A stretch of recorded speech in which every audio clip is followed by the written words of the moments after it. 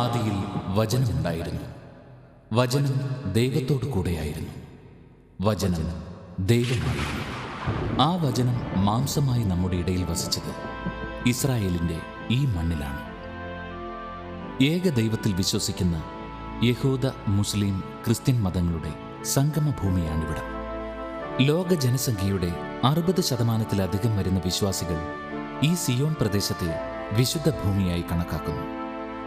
ഇവിടുത്തെ മണൽത്തരികൾ ദൈവപുത്രനായ യേശുക്രിസ്തുവിൻ്റെയും പ്രവാചകനായ മുഹമ്മദ് നബിയുടെയും മറ്റനേകം പ്രവാചക വിശുദ്ധന്മാരുടെയും പാദസ്പർശമേറ്റ് പുണ്യപ്പെട്ടതാണ്. ഇവിടുത്തെ മലകളിലും മരുഭൂമികളിലുമാണ് ദൈവം മനുഷ്യർക്ക് മുന്നിൽ പലവട്ടം പ്രത്യക്ഷപ്പെട്ടത്. ലോകപാപങ്ങളുടെ പൊറുതിക്കായി തൻ്റെ പ്രിയപുത്രനെ ഭൂമിയിലേക്ക് അയക്കുവാൻ തീരുമാനിച്ചപ്പോൾ അതിന് ഏറ്റവും യോഗ്യസ്ഥാനമായി ദൈവമായ പിതാവ് തിരഞ്ഞെടുത്തത് ഈ വാഗ്ദത്ത ഭൂമിയാണ്. ദൈവത്തിന് ഏറ്റവും പ്രിയപ്പെട്ട ഈ ഭൂഭാഗത്തിലൂടെ നമുക്കൊരു യാത്ര പോകാം. ഇത് വെറുമൊരു യാത്രയല്ല, പാപഭാരങ്ങളുടെ ചുമടിറക്കാനുള്ള തീർത്ഥാടനമാണ്. നാം ഇവിടെ വയ്ക്കുന്ന ഓരോ ചുവടും സ്വർഗയാത്രയിലേക്കുള്ള ഈടുവയ്പ്പുകളാണ്. ഇവിടെ നാം സഞ്ചരിക്കുന്നത് കാലത്തിലൂടെയാണ്, പ്രാർത്ഥനകൾ കൊണ്ട് നിറഞ്ഞ മനസ്സും ഹൃദയവുമായി സഹസ്രാബ്ദങ്ങൾക്ക് പിന്നിലേക്ക്.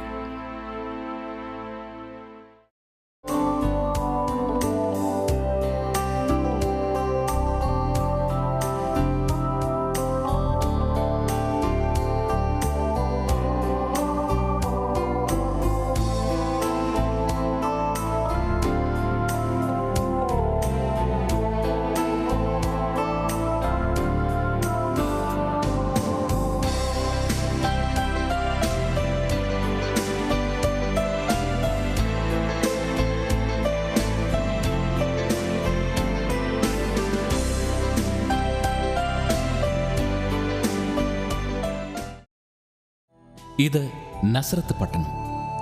യേശു 30-ാം വയസ്സിൽ പരസ്യ ജീവിതം ആരംഭിക്കുന്നതിന് മുൻപുള്ള ജീവിതകാലം ഈ നസ്രത്തിലാണ് ചിലവഴിച്ചത്. ഈജിപ്തിലെ പ്രവാസകാലം കഴിഞ്ഞ് തിരിച്ചെത്തിയതിനു ശേഷം ബാല്യകൗമാരങ്ങളും യൗവനത്തിൻ്റെ നല്ലൊരു പങ്കും ഇവിടെയായിരുന്നു. അതിനാലാണ് നസ്രായനായ യേശു എന്ന പേര് കർത്താവിന് ലഭിച്ചത്. നസ്രത്തിൽ ഗബ്രിയേൽ മാലാഖയുടെ പേരിലുള്ള ഈ ഗ്രീക്ക് ഓർത്തഡോക്സ് പള്ളിക്കകത്താണ് മാതാവിൻ്റെ കിണറുള്ളത്. 12-ാം നൂറ്റാണ്ടിൽ നിർമ്മിച്ച ഈ ദേവാലയം മനോഹരങ്ങളായ ചുമർചിത്രങ്ങളാലും പുരാതന വിളക്കുകളാലും സമ്പന്നമാണ്.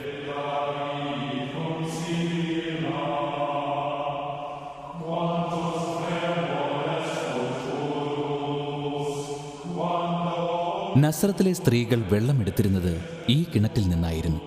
ഒരു ദിവസം കന്യകാ മറിയം ഇവിടെ വെള്ളമെടുക്കുവാൻ വന്നപ്പോൾ, ദൈവകൃപ നിറഞ്ഞവളെ സ്വസ്തി, കർത്താവ് നിന്നോടുകൂടെ എന്ന ഒരു അഭിവാദന സ്വരം കേട്ടു. കന്യക മേരി ചുറ്റും നോക്കിയെങ്കിലും ആരെയും കണ്ടില്ല.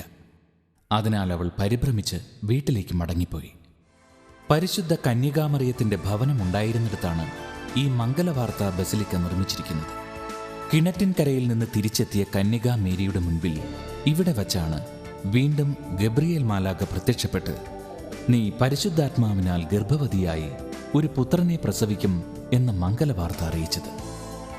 1969 പണി പൂർത്തിയാക്കിയ ഈ ബസിലിക്ക ലോകത്തിലെ തന്നെ ഏറ്റവും വലിയ കത്തോലിക്ക ദേവാലയങ്ങളിൽ ഒന്നാണ്. പള്ളിയുടെ പ്രധാന താഴികക്കുടത്തിൻ്റെ ഉയരം ഏതാണ്ട് 200 അടിയോളം വരും. ബസിലിക്കയുടെ പുറത്ത് പടിഞ്ഞാറേ ചുവരിൽ 4 സുവിശേഷകരുടെയും കന്യകാ മാതാവിൻ്റെയും ചിത്രങ്ങൾ മൊസൈക്കിൽ വരച്ചിരിക്കുന്നു. ഈ വാതിലിൽ കൊത്തിവച്ചിരിക്കുന്നത് യേശുവിൻ്റെ ജീവിതത്തിലെ പ്രധാന സംഭവങ്ങളാണ്.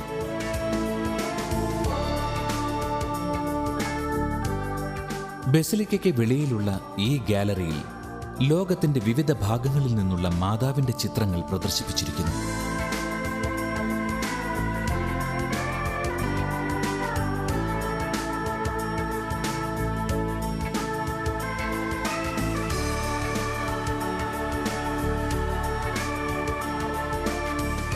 മംഗലവാർത്ത ബസിലിക്ക 2 ദേവാലയങ്ങളായിട്ടാണ് രൂപകൽപ്പന ചെയ്തിരിക്കുന്നത്.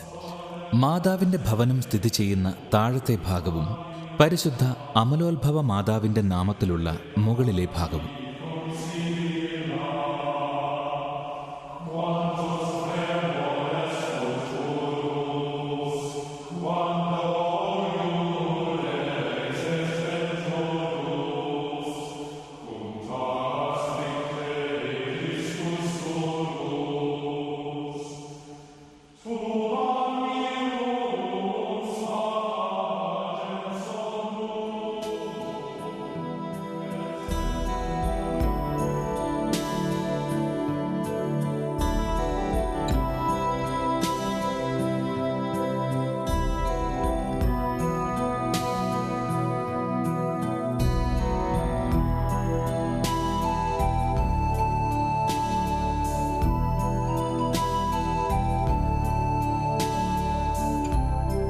ലില്ലിപ്പൂവ് കമിഴ്ത്തി വെച്ചതുപോലെയുള്ള ഈ താഴികക്കുടം 2 ഭാഗങ്ങളിൽ നിന്നും ഒരുപോലെ ദൃശ്യമാണ്.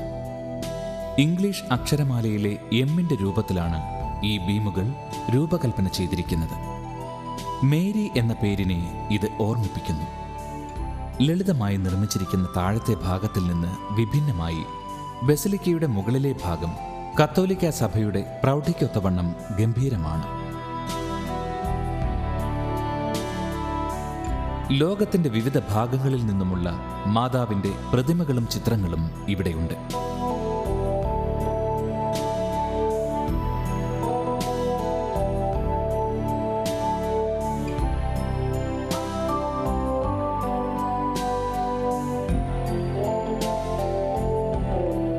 ഇന്ത്യയിൽ നിന്ന് കൊണ്ടുവന്ന വേളാങ്കണ്ണി മാതാവിന്റെ പ്രതിമയാണ് ഇത്.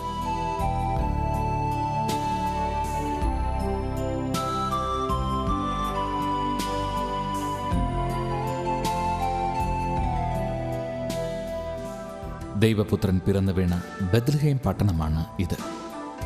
ബെത്ലഹേം എന്ന വാക്കിന് അപ്പത്തിന്റെ വീട് എന്നാണ് അർത്ഥം. ലൂക്കയുടെ സുവിശേഷത്തിൽ ഇങ്ങനെ എഴുതിയിരിക്കുന്നു: അക്കാലത്ത് ലോകമാസകലമുള്ള ജനങ്ങളുടെ പേരെഴുതി ചേർക്കണം എന്ന് അഗസ്റ്റസ് സീസർ കൽപ്പന പുറപ്പെടുവിച്ചു.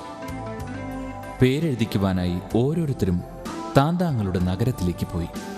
ജോസഫ് ദാവീദിന്റെ കുടുംബത്തിലും വംശത്തിലും പെട്ടവനായിരുന്നതിനാൽ പേരെഴുതിക്കുവാനായി ഗലീലിയയിലെ നസ്രത്തിൽ നിന്ന് ദാവീദിന്റെ പട്ടണമായ യൂദയായിലെ ബെത്ലഹേമിലേക്ക് ഗർഭിണിയായ ഭാര്യ മറിയത്തോടു കൂടെ പോയി.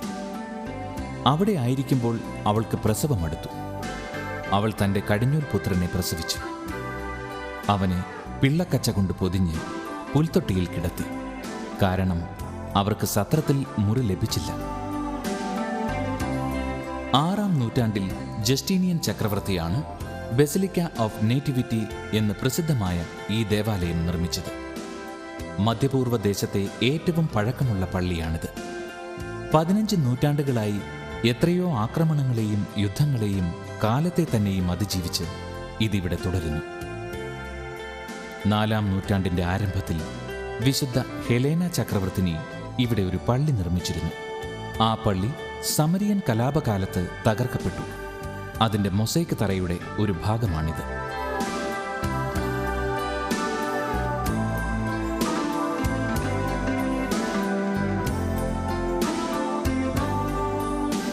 ഓക്കുമര തടി കൊണ്ട് നിർമ്മിച്ച ഇതിൻ്റെ മേൽക്കൂര താങ്ങി നിർത്തുന്നത് 48 ചുണ്ണാമ്പ് കൽത്തൂണുകളാണ്. 4 നിരകളിലായി 12 വീതം തൂണുകളാണ് ഇവിടെയുള്ളത്.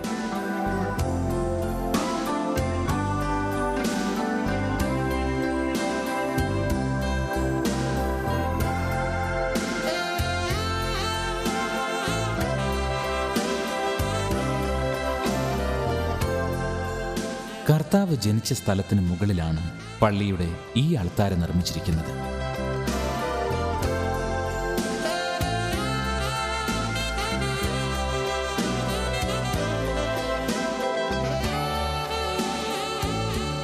യേശുക്രിസ്തുവിൻ്റെ ജന്മസ്ഥാനം സൂചിപ്പിക്കുവാൻ 14 മൂലകളുള്ള ഒരു വെള്ളി നക്ഷത്രം ഇവിടെ സ്ഥാപിച്ചിരിക്കുന്നു. ഈ 14 മൂലകൾ അബ്രഹാം മുതൽ ദാവീദ് വരെയുള്ള 14 തലമുറകളെ സൂചിപ്പിക്കുന്നു. നേറ്റിവിറ്റി ബസിലിക്കയോട് ചേർന്ന് നിർമ്മിച്ചിട്ടുള്ള കത്തോലിക്കരുടെ ഇടവക പള്ളിയാണിത്. വിശുദ്ധ കാതറയിൻ്റെ പേരിലുള്ള ഈ പള്ളി 19-ാം നൂറ്റാണ്ടിൽ ഫ്രാൻസിസ്കൻ സഭക്കാരാണ് നിർമ്മിച്ചത്. പ്രശസ്ത ഇറ്റാലിയൻ വാസ്തുശില്പി ആന്റോണിയോ ബൽറൂച്ചിയുടെ നേതൃത്വത്തിൽ 1933-ൽ അതിനെ നവീകരിച്ചു.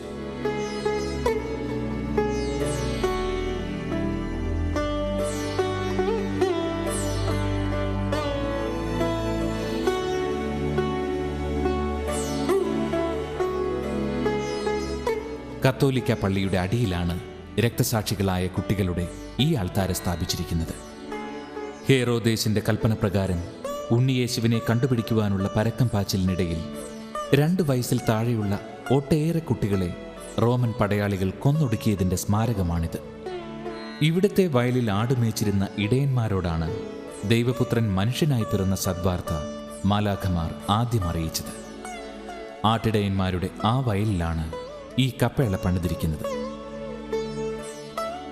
1954-ൽ ഫ്രാൻസിസ്കൻ സന്യാസിമാർ നിർമ്മിച്ച മനോഹരമായ ഈ കപ്പേളയുടെയും ശില്പി ആന്റോണിയോ ബൽറൂച്ചി തന്നെയാണ്.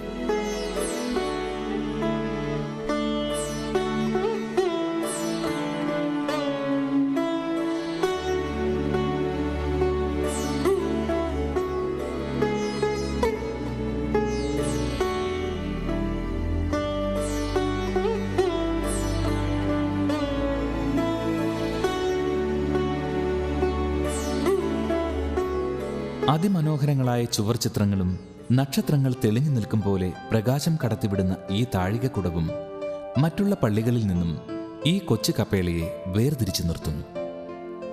ബൈബിളിൽ ആ സംഭവം ഇങ്ങനെ വിവരിക്കുന്നു. ആ പ്രദേശത്തെ വയലുകളിൽ ആടുകളെ രാത്രി കാത്തുകൊണ്ടിരുന്ന ഇടയന്മാരുണ്ടായിരുന്നു. കർത്താവിന്റെ ദൂതൻ അവരുടെ അടുത്തെത്തി. കർത്താവിന്റെ മഹത്വം അവരുടെ മേൽ പ്രകാശിച്ചു. അവർ വളരെ ഭയപ്പെട്ടു. ദൂതൻ അവരോട് പറഞ്ഞു, ഭയപ്പെടേണ്ട. ഇതാ, സകല ജനത്തിനും വേണ്ടിയുള്ള വലിയ സന്തോഷത്തിന്റെ സദ്വാർത്ത ഞാൻ നിങ്ങളെ അറിയിക്കുന്നു. ദാവീദിന്റെ പട്ടണത്തിൽ നിങ്ങൾക്കായി ഒരു രക്ഷകൻ, കർത്താവായ ക്രിസ്തു ഇന്ന് ജനിച്ചിരിക്കുന്നു.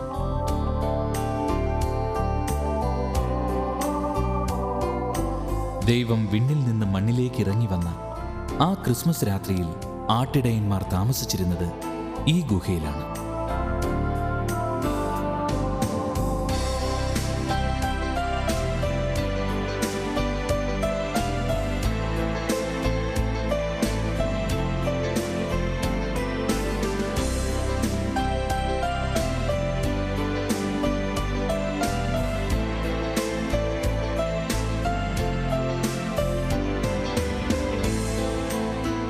ഹെറോദേസിൽ നിന്ന് രക്ഷ നേടുവാൻ ദൈവദൂതന്റെ നിർദ്ദേശപ്രകാരം ഉണ്ണിയേശുവും മാതാവുമായി വിശുദ്ധ യൗസേപ്പ് പിതാവ് ഈജിപ്തിലേക്ക് പലായനം ചെയ്തു. ആ യാത്രക്കിടെ അവർ വിശ്രമിച്ച സ്ഥലമാണ് ഇത്. മാതാവ് ഇവിടെ വച്ച് ഉണ്ണിയേശുവിന് മുലപ്പാൽ കൊടുത്തുവെന്നും അതിനിടയിൽ നിലത്ത് വീണ പാൽ കൊണ്ട് ഇവിടുത്തെ പാറ വെളുത്ത നിറമായി എന്നുമാണ് വിശ്വാസം. മാതാവ് ഉണ്ണിയേശുവിനെ മുലയൂട്ടുന്ന അത്യപൂർവമായ ചിത്രവും പ്രതിമയും ഇവിടുത്തെ മാത്രം പ്രത്യേകതയാണ്. ഇസ്രയേലിൽ നിന്ന് രക്ഷപ്പെട്ട് ഈജിപ്തിലേക്ക് വന്ന തിരുക്കുടുംബം ഇവിടെയായിരുന്നു താമസിച്ചിരുന്നത്. ഏതാണ്ട് 4 വർഷത്തിലധികം കാലം അവർ ഇവിടെ പാർത്തു.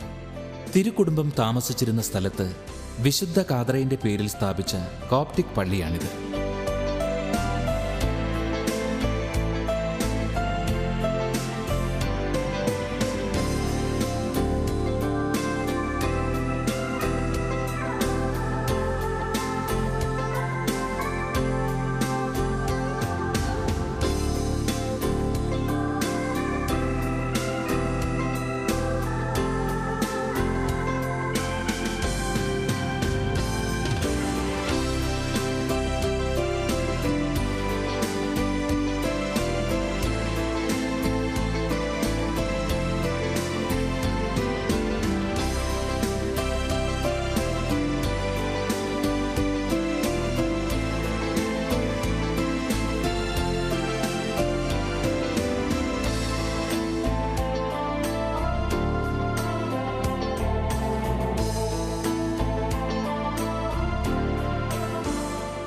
ഹെറോദേസിന്റെ മരണശേഷം ദൈവദൂതൻ ആവശ്യപ്പെട്ടതനുസരിച്ച് അവർ 3 പേരും ഇസ്രയേലിലേക്ക് തിരിച്ചുപോയി.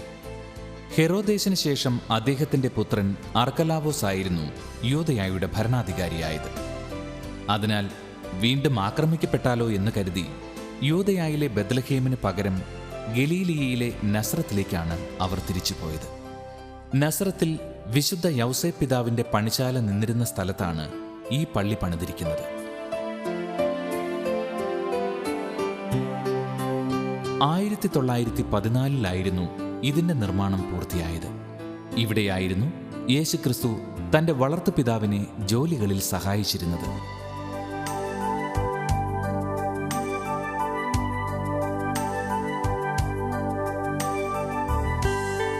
വിശുദ്ധ യൗസേപ്പ് പിതാവിന്റെ ഈ കാണുന്ന പണിശാല പള്ളിയുടെ അടിയിലാണ്. ഏതാണ്ട് ആ കാലത്തെ അതേ ഘടനയോടെ തന്നെ അത് നിലനിർത്തിയിരിക്കുന്നു. പണിശാലയോടനുബന്ധിച്ചുള്ള ജലസംഭരണിയാണിത്. യഹൂദ ആചാരാനുഷ്ഠാനങ്ങൾക്കുള്ള അറയും മറ്റുമാണ് ഈ കാണുന്നത്. ഇവിടെ മനോഹരമായ ചെറിയൊരു അൾത്താരയും പണി കഴിപ്പിച്ചിരിക്കുന്നു.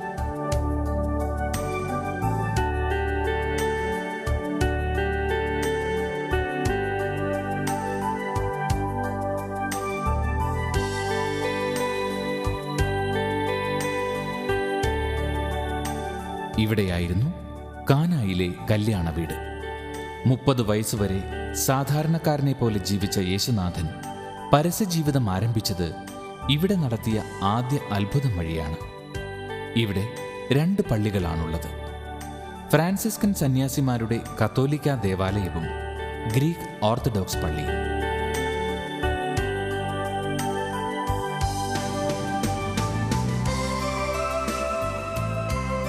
ഈ സംഭവം ബൈബിളിൽ വിവരിക്കുന്നത് ഇങ്ങനെയാണ്. ഗലീലിയയിലെ കാനയിൽ ഒരു വിവാഹ വിരുന്ന് നടന്നു. യേശുവിൻ്റെ അമ്മ അവിടെയുണ്ടായിരുന്നു. യേശുവും ശിഷ്യന്മാരും വിരുന്നിന് ക്ഷണിക്കപ്പെട്ടിരുന്നു. അവിടെ വീഞ്ഞ് തീർന്നു പോയപ്പോൾ യേശുവിൻ്റെ അമ്മ അവനോട് പറഞ്ഞു, അവർക്ക് വീഞ്ഞില്ല. യേശു അവളോട് പറഞ്ഞു, സ്ത്രീയെ, എനിക്കും നിനക്കും എന്ത്? എൻ്റെ സമയം ഇനിയും ആയിട്ടില്ല. അവൻ്റെ അമ്മ പരിചാരകരോട് പറഞ്ഞു, അവൻ നിങ്ങളോട് പറയുന്നത് ചെയ്യുവിൻ. യഹൂദരുടെ ശുദ്ധീകരണത്തിന് വെള്ളം നിറയ്ക്കുന്ന 6 കൽഭരണികൾ അവിടെ ഉണ്ടായിരുന്നു. ഭരണികളിൽ വെള്ളം നിറയ്ക്കുവിൻ എന്ന് യേശു അവരോട് കൽപ്പിച്ചു. അവർ അവയെല്ലാം വക്കോളം നിറച്ചു. ഇനി പകർന്ന് കലവറക്കാരൻ്റെ അടുത്ത് കൊണ്ടുചെല്ലുവിൻ എന്നവൻ പറഞ്ഞു. അവർ അപ്രകാരം ചെയ്തു. കലവറക്കാരൻ വീഞ്ഞായി മാറിയ ആ വെള്ളം രുചിച്ചു നോക്കി. അതെവിടെ നിന്നാണെന്ന് അവൻ അറിഞ്ഞില്ല. അന്ന് വെള്ളം നിറച്ചു വച്ച കൽഭരണികളിൽ ഒന്നാണിത്.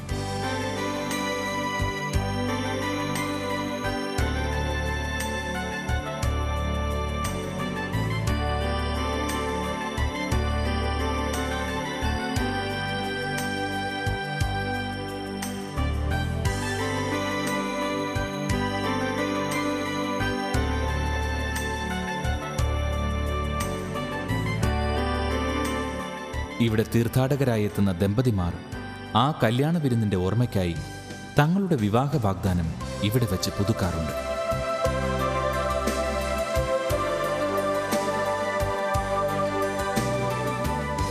ഗലീലി കടൽ, തിബേരിയസ് തടാകം, ഗനസറേത്ത് കടൽ എന്നീ പേരുകളിലൊക്കെ ബൈബിളിൽ അറിയപ്പെടുന്നത് ഈ ജലാശയമാണ്. ഏതാണ്ട് 21 കിലോമീറ്റർ നീളവും 13 കിലോമീറ്ററോളം വീതിയും 50 മീറ്ററിലധികം ആഴവും ഇതിനുണ്ട്.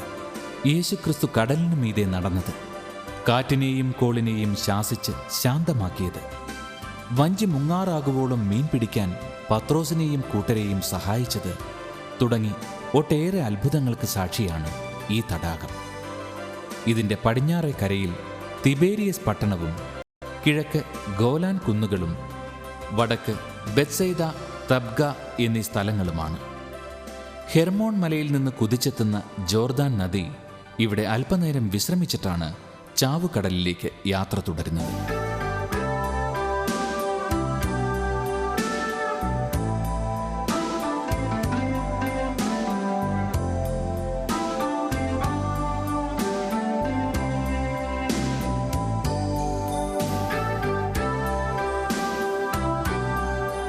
യേശുവിൻ്റെ യാത്രകളെ അനുസ്മരിപ്പിക്കുവാൻ തീർത്ഥാടകർ ഇതിലൂടെ കുറച്ചു ദൂരം യാത്ര ചെയ്യുക പതിവാണ്. നസറത്തിൽ നിന്ന് 30 കിലോമീറ്റർ അകലെയാണ് ഈ തിബേരിയസ് പട്ടണം.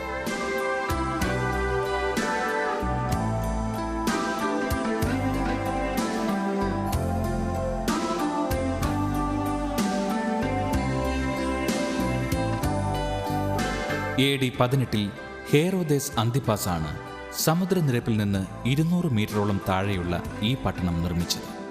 റോമിലെ അന്നത്തെ ചക്രവർത്തിയായിരുന്ന തിബേരിയൂസിന്റെ ബഹുമാനാർത്ഥമാണ് ഈ പേര് നൽകിയത്. യേശുക്രിസ്തുവിന്റെ ജീവിതത്തിലെ ഒട്ടേറെ പ്രധാന സംഭവങ്ങൾക്ക് ഇവിടം സാക്ഷ്യം വഹിച്ചിട്ടുണ്ട്. പത്രോസിന്റെ മത്സ്യം എന്നറിയപ്പെടുന്ന ഇത് ഗലീലി കടൽ തീരത്തെ ഹോട്ടലുകളിലെ ഒരു പ്രധാന വിഭവമാണ്. പത്രോസിന്റെ വലയിൽ നിന്ന് ചാടിപ്പോയ മത്സ്യങ്ങളുടെ പിൻഗാമികളാണിവ എന്നാണ് സങ്കല്പം. നസ്രത്ത് വിട്ടതിനു ശേഷം ദൈവരാജ്യ പ്രഘോഷണത്തിന് കർത്താവ് തിരഞ്ഞെടുത്ത സ്ഥലമാണ് കഫർനാം. അതിനാൽ ഈ സ്ഥലം യേശുവിൻ്റെ പട്ടണം എന്നും അറിയപ്പെടുന്നു. പത്രോസ്, മത്തായി, അന്ത്രയോസ്, യാക്കോബ്, യോഹന്നാൻ തുടങ്ങി യേശുവിൻ്റെ പ്രധാന ശിഷ്യന്മാരെല്ലാം ഈ പ്രദേശത്തു നിന്നുള്ളവരാണ്. സൗഖ്യത്തിൻ്റെ സ്ഥലം എന്നാണ് ഈ ഹീബ്രു പദത്തിൻ്റെ അർത്ഥം. വിശുദ്ധ പത്രോസിൻ്റെ ഈ വെങ്കല പ്രതിമ കഫർനാമിൻ്റെ പ്രവേശന കവാടത്തിനരികിലാണ് സ്ഥാപിച്ചിരിക്കുന്നത്. അതിമനോഹരമായ ഈ പള്ളി സ്ഥിതി ചെയ്യുന്നിടത്താണ് പത്രോസിൻ്റെ ഭവനമുണ്ടായിരുന്നത്. ഇവിടെ വച്ചാണ് പത്രോസിൻ്റെ ഭാര്യാമാതാവിൻ്റെ അസുഖം യേശു സുഖപ്പെടുത്തിയത്. വീടിൻ്റെ മേൽക്കൂര പൊളിച്ച് തൻ്റെ മുന്നിലേക്ക് കട്ടിലോടുകൂടി കൊണ്ടുവന്ന തളർവാദ രോഗിയെ ഉൾപ്പെടെ ഒട്ടേറെ പേരെ യേശു ഇവിടെ വച്ച് സുഖപ്പെടുത്തിയിട്ടുണ്ട്. പത്രോസിൻ്റെ ഭവനത്തിന് മുകളിൽ തൂണുകളിൽ ഉറപ്പിച്ചിരിക്കുന്ന ബീമുകളിൽ തൂങ്ങി നിൽക്കുന്ന രീതിയിലാണ് ഈ പള്ളിയുടെ നിർമ്മിതി. അഷ്ടകോണാകൃതിയിലുള്ള ഈ കെട്ടിടം ഒരു എഞ്ചിനീയറിംഗ് അത്ഭുതം തന്നെയാണ്.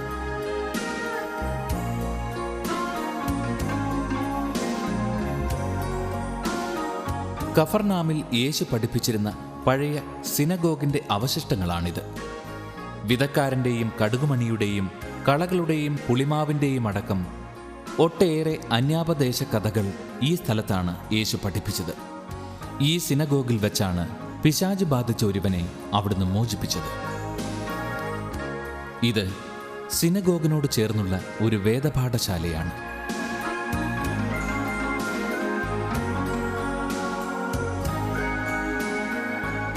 ഇവിടെ വച്ചാണ് തോറയും മറ്റ് വിശുദ്ധ ഗ്രന്ഥങ്ങളും കുട്ടികളെ പഠിപ്പിച്ചിരുന്നത്.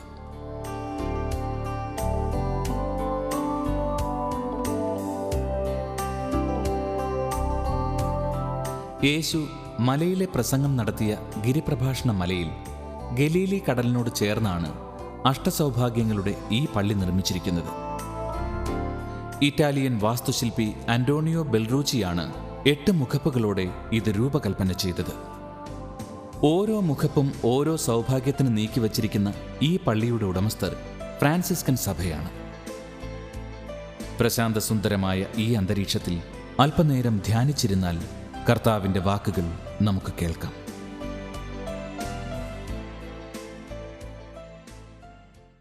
ആത്മാവിൽ ദാരിദ്ര്യമുള്ളവർ ഭാഗ്യവാന്മാർ, സ്വർഗരാജ്യം അവരുടേതാണ്. വിലപിക്കുന്നവർ ഭാഗ്യവാന്മാർ, അവർ ആശ്വസിപ്പിക്കപ്പെടും. ശാന്തശീലർ ഭാഗ്യവാന്മാർ, അവർ ഭൂമി അവകാശമാകും. നീതിക്ക് വേണ്ടി വിശക്കുകയും ദാഹിക്കുകയും ചെയ്യുന്നവർ ഭാഗ്യവാന്മാർ, അവർക്ക് സംതൃപ്തി ലഭിക്കും. കരുണയുള്ളവർ ഭാഗ്യവാന്മാർ, അവർക്ക് കരുണ ലഭിക്കും. ഹൃദയശുദ്ധിയുള്ളവർ ഭാഗ്യവാന്മാർ, അവർ ദൈവത്തെ കാണും. സമാധാനം സ്ഥാപിക്കുന്നവർ ഭാഗ്യവാന്മാർ, അവർ ദൈവപുത്രന്മാരെന്ന് വിളിക്കപ്പെടും. നീതിക്ക് വേണ്ടി പീഡനം അനുഭവിക്കുന്നവർ ഭാഗ്യവാന്മാർ, സ്വർഗരാജ്യം അവരുടേതാണ്. യേശു 5 അപ്പം കൊണ്ട് 5000 പേരെ ഊട്ടിയ തബ്ഗ എന്ന ഈ സ്ഥലം ഗിരിപ്രഭാഷണ മലയുടെ താഴ്വാരത്തിലാണ്. ജെറുസലേമിലെ മറ്റ് പള്ളികളിൽ നിന്ന് വ്യത്യസ്തമായി ഈ പള്ളിക്ക് ഒരു നടുത്തളം കൂടിയുണ്ട്. AD 313 ഇവിടെ ആദ്യമായി ഒരു ദേവാലയം നിർമ്മിച്ചത്.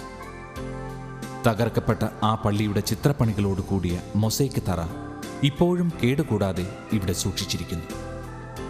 ബൈബിളിൽ ഇങ്ങനെ പറയുന്നു: പകൽ അസ്തമിച്ചു തുടങ്ങിയപ്പോൾ 12 പേരും അടുത്തുവന്ന് അവനോട് പറഞ്ഞു, നാം വിജനപ്രദേശത്തായതുകൊണ്ട് ഗ്രാമങ്ങളിലും നാട്ടിൻപുറങ്ങളിലും പോയി താമസിക്കുന്നതിനും ഭക്ഷണ സാധനങ്ങൾ വാങ്ങുന്നതിനും ജനങ്ങളെ പറഞ്ഞയക്കുക. അവൻ പ്രതിവചിച്ചു, നിങ്ങൾ അവർക്ക് ഭക്ഷണം കൊടുക്കുവിൻ. അവർ പറഞ്ഞു, ഞങ്ങളുടെ പക്കൽ 5 അപ്പവും 2 മത്സ്യവും മാത്രമേ ഉള്ളൂ. ഈ ജനങ്ങൾക്ക് എല്ലാവർക്കും ഭക്ഷണം നൽകണമെങ്കിൽ ഞങ്ങൾ പോയി വാങ്ങിക്കൊണ്ടുവരണം. അവിടെ ഏകദേശം 5000 പുരുഷന്മാരുണ്ടായിരുന്നു. അവൻ ശിഷ്യന്മാരോട് പറഞ്ഞു, 50 വീതം പന്തികളായി ജനങ്ങളെ ഇരുത്തുവിൻ. അവർ അങ്ങനെ ചെയ്തു. അപ്പോൾ അവൻ ആ 5 അപ്പവും 2 മീനും എടുത്ത് സ്വർഗത്തിലേക്ക് കണ്ണുകൾ ഉയർത്തി അവ ആശീർവദിച്ച് മുറിച്ച് ജനങ്ങൾക്ക് വിളമ്പാനായി ശിഷ്യന്മാരെ ഏൽപ്പിച്ചു. എല്ലാവരും ഭക്ഷിച്ച് തൃപ്തരായി. ബാക്കി വന്നവ 12 കുട്ട നിറയെ അവർ ശേഖരിച്ചു. ആൾത്താരയോട് ചേർന്ന് കാണുന്ന ഈ കല്ലിലാണ് 5 അപ്പവും 2 മീനും അടങ്ങിയ കുട്ട വച്ചിരുന്നത്. പണ്ടിവിടെ 7 നീരുറവകൾ ഉണ്ടായിരുന്നു. അതിനാലാണ് ഈ സ്ഥലത്തിന് തബ്ഗ എന്ന പേര് കിട്ടിയത്. 7 നീരുറവകളുള്ള സ്ഥലം എന്നർത്ഥം വരുന്ന ഹെപ്ത പെഗോൺ എന്ന ഗ്രീക്ക് വാക്കിൽ നിന്നാണ് തബ്ഗ എന്ന വാക്കുണ്ടായത്.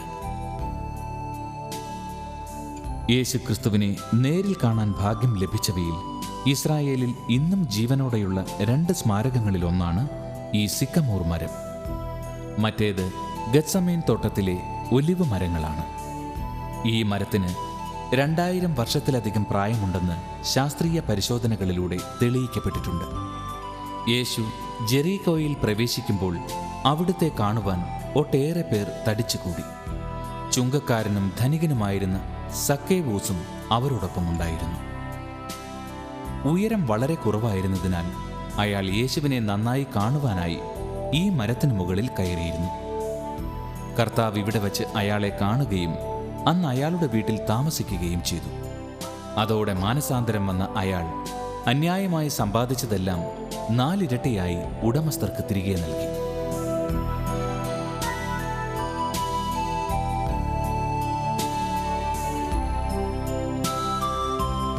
ലോകത്തിലെ ഏറ്റവും പഴക്കമുള്ള നഗരം ജെറീക്കോയാണെന്ന് വിശ്വസിക്കപ്പെടുന്നു. ക്രിസ്തുവിന് 8000 വർഷങ്ങൾക്ക് മുമ്പ് മുതൽ തന്നെ ജെറീക്കോയിൽ മനുഷ്യർ താമസിച്ചിരുന്നു. നായാടിയായി അലഞ്ഞു തിരിഞ്ഞ് നടന്നിരുന്ന മിസോലിത്തിക് കാലഘട്ടത്തിലെ മനുഷ്യൻ ആദ്യമായി കൃഷി ചെയ്ത് ഒരു സ്ഥലത്ത് സ്ഥിരവാസം ഉറപ്പിച്ചത് ഇവിടെയാണത്രേ. പഴയ നിയമത്തിലും പുതിയ നിയമത്തിലും ഒട്ടേറെ തവണ പരാമർശിക്കപ്പെട്ടിട്ടുള്ള സ്ഥലമാണിത്. ഏലീശാ പ്രവാചകന്റെ പേരിലുള്ള ഈ നീരുറവയാണ് ഇവിടം മരുപ്പച്ചയായി നിലനിർത്തുന്നത്. ഈ ഉറവയുടെ സാന്നിധ്യം മൂലം പലതരത്തിലുള്ള ഫലങ്ങൾ ഇവിടെ ഉൽപ്പാദിപ്പിക്കുന്നുണ്ട്. 40 നാളത്തെ ഉപവാസത്തിന് ശേഷം ക്ഷീണിതനായിരുന്ന കർത്താവിനെ സാത്താൻ പരീക്ഷിച്ചത് യൂദയാ മരുഭൂമിയിലെ ഈ മലയിൽ വച്ചായിരുന്നു.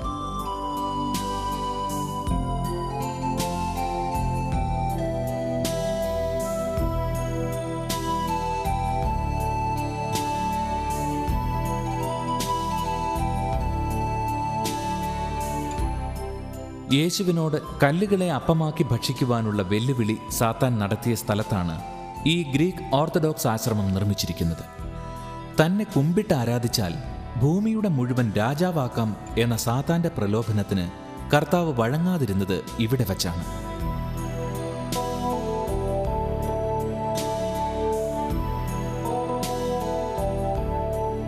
ഇത് ജോർദാൻ നദി. ഇസ്രയേൽക്കാരുടെ ജീവിതത്തിൽ ഇത്രയേറെ സ്വാധീനം ചെലുത്തിയിട്ടുള്ള മറ്റൊരു നദിയില്ല. ബൈബിളിൽ ഏറ്റവും അധികം തവണ പരാമർശിച്ചിട്ടുള്ള നദിയും ഇത് തന്നെയാണ്. ഇതിലാണ് സ്നാപക യോഹന്നാൻ യേശുക്രിസ്തുവിനെ മാമോദീസ മുക്കിയത്. ഈ സംഭവം ബൈബിളിൽ ഇങ്ങനെയാണ് രേഖപ്പെടുത്തിയിരിക്കുന്നത്: യേശു യോഹന്നാനിൽ നിന്ന് സ്നാനം സ്വീകരിക്കുവാൻ ഗലീലിയിൽ നിന്ന് ജോർദാനിൽ അവൻ്റെ അടുത്തേക്ക് വന്നു. ഞാൻ നിന്നിൽ നിന്ന് സ്നാനം സ്വീകരിക്കേണ്ടിയിരിക്കെ നീ എൻ്റെ അടുത്തേക്ക് വരുന്നുവോ എന്ന് ചോദിച്ചുകൊണ്ട് യോഹന്നാൻ അവനെ തടഞ്ഞു. എന്നാൽ യേശു പറഞ്ഞു, ഇപ്പോൾ ഇത് സമ്മതിക്കുക. അങ്ങനെ സർവ്വനീതിയും പൂർത്തിയാക്കുക നമുക്കുചിതമാണ്. അവൻ സമ്മതിച്ചു. സ്നാനം കഴിഞ്ഞയുടൻ യേശു വെള്ളത്തിൽ നിന്ന് കയറി. അപ്പോൾ സ്വർഗം തുറക്കപ്പെട്ടു. ദൈവാത്മാവ് പ്രാവിൻ്റെ രൂപത്തിൽ തൻ്റെ മേൽ ഇറങ്ങി വരുന്നത് അവൻ കണ്ടു. ഇവൻ എൻ്റെ പ്രിയപുത്രൻ, ഇവനിൽ ഞാൻ പ്രസാദിച്ചിരിക്കുന്നു എന്നൊരു സ്വരം സ്വർഗത്തിൽ നിന്ന് കേട്ടു. ആ മാമോദീസയുടെ സ്മരണ പുതുക്കാൻ തീർത്ഥാടകർ ഈ നദിയിൽ വീണ്ടും ജ്ഞാനസ്നാനം നടത്താറുണ്ട്. യേശുവിൻ്റെ ജ്ഞാനസ്നാനത്തെക്കുറിച്ചുള്ള ബൈബിൾ വാക്യങ്ങൾ ഏതാണ്ട് 70ഓളം ഭാഷകളിൽ ഇവിടെ രേഖപ്പെടുത്തിയിരിക്കുന്നു.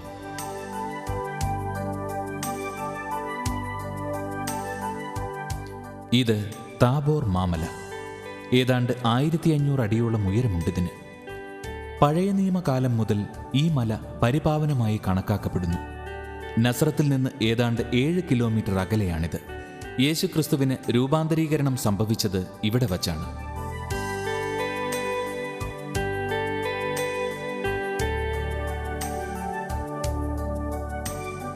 താബോർ മലയിലെ രൂപാന്തരീകരണ ബസലിക്കയാണിത്. ഇസ്രായേലിലെ മറ്റ് പ്രധാന പള്ളികളുടേതുപോലെ ഈ ബസലിക്കയുടെയും ശില്പി ആന്റോണിയോ ബൽറൂച്ചിയാണ്. 1924 പണി പൂർത്തിയായ ഈ പള്ളിയുടെ മുമ്പിലെ 3 മുഖപ്പുകൾ യേശുവിൻ്റെയും മോശയുടെയും ഏലിയയുടെയും കൂടാരങ്ങളെ അനുസ്മരിപ്പിക്കുന്നു.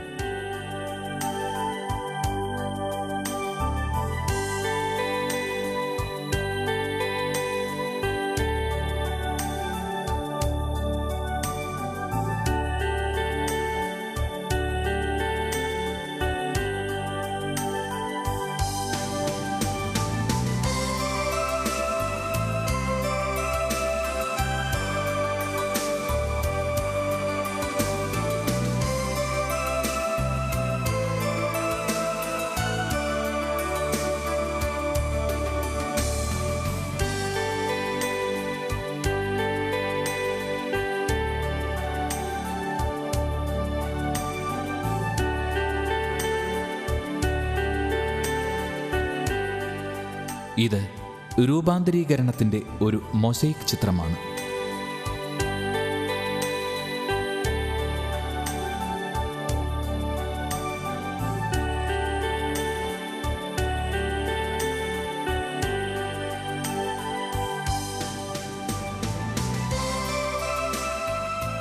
നാലാം നൂറ്റാണ്ടിൽ ഇവിടെ നിർമ്മിച്ചിരുന്ന പള്ളിയുടെ അവശിഷ്ടങ്ങളാണ് ഈ കാണുന്നത്. ആൾത്താരയ്ക്ക് സമീപമുള്ള ഈ പാറയിലാണ് രൂപാന്തരീകരണം സംഭവിക്കുമ്പോൾ യേശു നിന്നിരുന്നത്.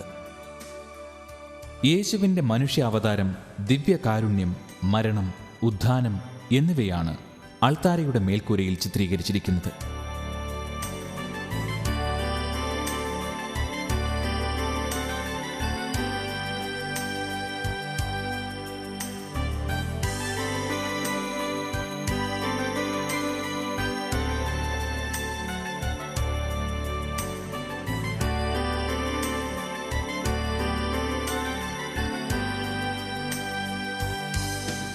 ഇത് ഇസ്രായേലിൻ്റെ ഫലഭൂയിഷ്ടമായ ജസ്രീൽ താഴ്വരയും സമതലങ്ങളുമാണ്. വർഷത്തിൽ ശരാശരി 20 ദിവസം മാത്രം മഴ ലഭിക്കുന്ന മരുഭൂമിക്ക് സമാനമായ ഈ പ്രദേശത്തെ തുള്ളിനന രീതി ഉപയോഗിച്ചാണ് ഇവർ മലർവാടിയാക്കി മാറ്റിയിരിക്കുന്നത്. ഇസ്രായേലിൻ്റെ ബ്രെഡ് വാലി എന്നറിയപ്പെടുന്ന ഇവിടെയാണ് രാജ്യത്തിനാവശ്യമായ പ്രധാന കാർഷിക വിഭവങ്ങളും ധാന്യങ്ങളും ഉൽപ്പാദിപ്പിക്കുന്നത്. 9-ാം നൂറ്റാണ്ടിൽ ഇവിടെ 4 ദേവാലയങ്ങളുണ്ടായിരുന്നു. ഭൂകമ്പത്തിൽ നശിച്ചുപോയ അവയിലൊന്നിൻ്റെ അൾത്താരയും മറ്റ് ഭാഗങ്ങളുമാണ് ഇത്.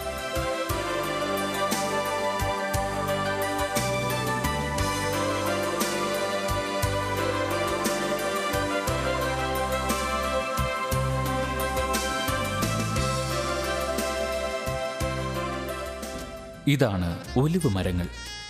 നമ്മുടെ നാട്ടിൽ തെങ്ങ് പോലെ ഇവിടെ സർവ്വസാധാരണമായി ഈ മരങ്ങൾ കാണുന്നു. ഇവയെ ദൈവത്തിൻ്റെ വൃക്ഷങ്ങളായാണ് ഇവിടെയുള്ളവർ കണക്കാക്കുന്നത്. ഒലിവ് തോട്ടങ്ങൾ വച്ചു പിടിപ്പിക്കുന്നത് പരമ്പരാഗതമായി ഇവരുടെ ജീവിതത്തിൻ്റെ ഭാഗമാണ്. സഹസ്രാബ്ദങ്ങളോളം നശിക്കാതെ നിൽക്കുന്ന ഒലിവ് മരങ്ങൾക്ക് മരണമില്ല എന്നാണ് ഇവർ വിശ്വസിക്കുന്നത്.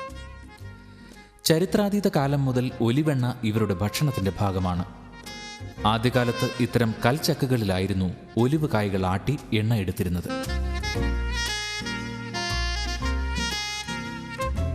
നസ്രത്തിൽ നിന്ന് ജെറുസലേമിലേക്ക് പോകുമ്പോൾ പ്രധാന പാതക്കരികിൽ കാണുന്ന ഈ സ്ഥലമാണ് വെസ്റ്റ് ബാങ്ക്. 1994 നിലവിൽ വന്ന പലസ്തീൻ അതോറിറ്റിയുടെ ഏറ്റവും വലിയ പ്രവിശ്യയാണിത്. ജെറീകോ പട്ടണം ഈ വെസ്റ്റ് ബാങ്കിന്റെ ഭാഗമാണ്. പലസ്തീൻ ഒരൊറ്റ ഭൂപ്രദേശമായി കിടക്കുന്ന രാജ്യമല്ല. ഇസ്രായേൽ രാജ്യത്തിനകത്ത് റമള്ള, ഗാസ, ബെത്ലഹേം തുടങ്ങിയ ചെറിയ തുരുത്തുകളായിട്ടാണ് ഇത് നിലകൊള്ളുന്നത്. ഇത് റമള്ള. പലസ്തീൻ വിമോചന സംഘടനയുടെ അനിഷേധ്യ നേതാവായിരുന്ന യാസർ അരാഫത്ത് ഇവിടെയാണ് ജീവിച്ചിരുന്നത്.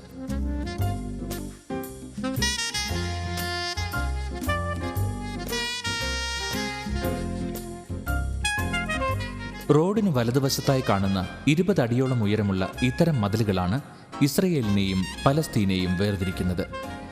ഈ മതിലുകൾക്ക് ഇപ്പോൾ ആകെ 750 കിലോമീറ്ററിലധികം നീളമുണ്ട്. നിർമ്മാണം തുടർന്നുകൊണ്ടിരിക്കുകയുമാണ്. ഇസ്രയേലും പലസ്തീനും തമ്മിൽ ഗതാഗതം നടത്തുന്നത് ഇസ്രയേലി പട്ടാളത്തിന്റെ ഇത്തരം ചെക്ക് പോസ്റ്റുകൾ വഴിയാണ്. 12 മീറ്ററാണ് ജെറൂസലേം മതിലിൻ്റെ ശരാശരി ഉയരം. ഏതാണ്ട് 4 കിലോമീറ്ററിലധികം നീളത്തിൽ ഇത് പഴയ പട്ടണത്തെ ചുറ്റിക്കിടക്കുന്നു. 7 പ്രധാന കവാടങ്ങളാണ് ഇതിനുള്ളത്. പഴയ പട്ടണത്തിന് അടിയിലൂടെ നിർമ്മിച്ച ഈ തുരങ്കം പട്ടണം മുഴുവൻ ചുറ്റാതെ അപ്പുറത്തെത്താൻ സഹായിക്കുന്നു. പഴയ ജെറൂസലേമിനകത്ത് പരിശുദ്ധ കന്യകാമാതാവിൻ്റെ അമ്മയായ വിശുദ്ധ അന്നയുടെ പേരിലുള്ള ദേവാലയമാണിത്. മാതാവിൻ്റെ ജന്മഗൃഹം ഇവിടെയായിരുന്നു. ഈ പള്ളി കുരിശ് യുദ്ധക്കാരാണ് നിർമ്മിച്ചത്. പഴക്കമേറെയുണ്ടെങ്കിലും ഈ ദേവാലയത്തിൻ്റെ സൗന്ദര്യവും പ്രൗഢിയും ഒട്ടും നഷ്ടപ്പെട്ടിട്ടില്ല.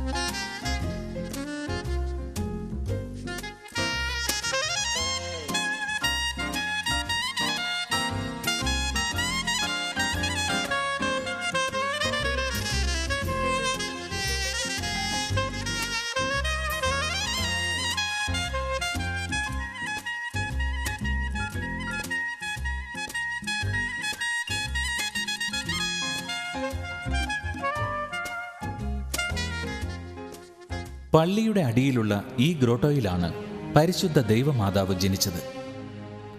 ചെറിയ കുട്ടിയായ അമലോത്ഭവയുടെ ചിത്രമാണ് ഇത്. കുട്ടിയായ മാതാവിൻ്റെ രൂപം വളരെ അപൂർവമാണ്.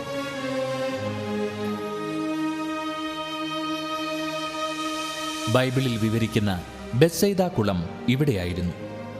സുവിശേഷത്തിൽ പറയുന്നത് ഇതിന് 5 മണ്ഡപങ്ങളുണ്ടായിരുന്നു എന്നാണ്. ജെറൂസലേം ദേവാലയത്തിലേക്ക് ആവശ്യമായ വെള്ളം ഇവിടെ നിന്നാണ് കൊണ്ടുപോയിരുന്നത്. ഈ കുളത്തിൻ്റെ കരയിൽ വച്ചാണ് 38 വർഷമായി തളർവാദ രോഗിയായിരുന്ന ആളെ കർത്താവ് സുഖപ്പെടുത്തിയത്. ഇത് ഒലിവുമല. ഗാഗുൽത്ത പോലെയോ അതിലേറെയോ യേശുവിൻ്റെ ജീവിതത്തിൽ പ്രാധാന്യമുള്ള സ്ഥലമാണിത്. ജെറൂസലേം പട്ടണത്തെയും ഒലിവുമലയെയും വേർതിരിക്കുന്ന കിദ്രോൺ താഴ്വരയാണിത്. ദാവീദ് രാജാവിൻ്റെ കാലത്ത് ഒലിവുമല ഒരു ആരാധനാ സ്ഥലമായിരുന്നു. അന്ത്യവിധി നാളിൽ ദൈവം ഒലിവുമലയിൽ പ്രത്യക്ഷപ്പെടും എന്നാണ് യഹൂദ വിശ്വാസം. അതിനാൽ വിധിനാളിലെ ഉയർപ്പ് എളുപ്പമാകാൻ തങ്ങളുടെ അന്ത്യവിശ്രമം ഇവിടെയാകണമെന്ന് ലോകത്തെവിടെയുമുള്ള യഹൂദർ ആഗ്രഹിക്കുന്നു. ഇത് യഹൂദരുടെ ഒരു സെമിത്തേരിയാണ്.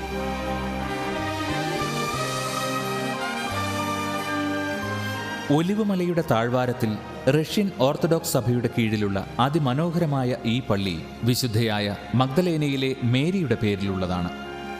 തങ്കം പൂശിയ താഴികക്കുടങ്ങളുള്ള ഈ ദേവാലയം 1888 റഷ്യൻ ചക്രവർത്തിയായിരുന്ന സർ അലക്സാണ്ടർ മൂന്നാമനാണ് പണി കഴിപ്പിച്ചത്.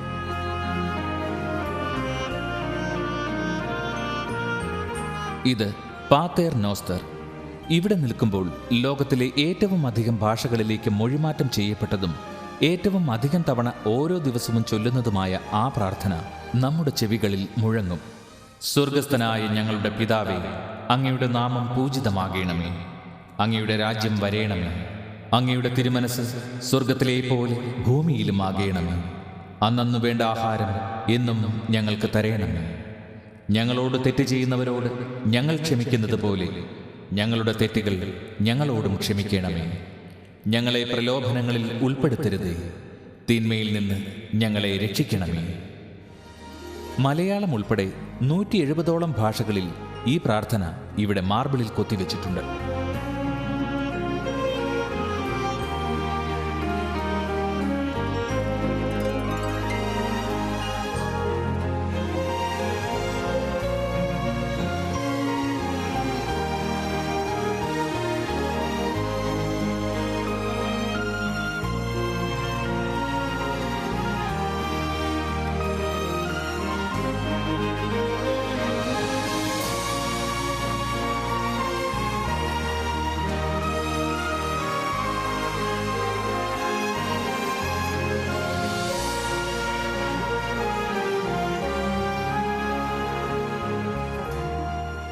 ഈ പ്രാർത്ഥന യേശുനാഥൻ തൻ്റെ ശിഷ്യരെ പഠിപ്പിച്ചത് ഈ ഗുഹയിൽ വെച്ചായിരുന്നു.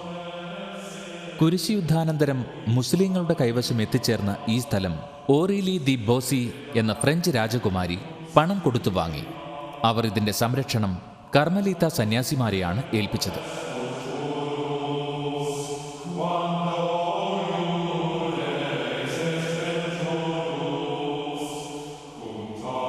ആ രാജകുമാരിയുടെ സ്മാരകമാണ് ഇത്.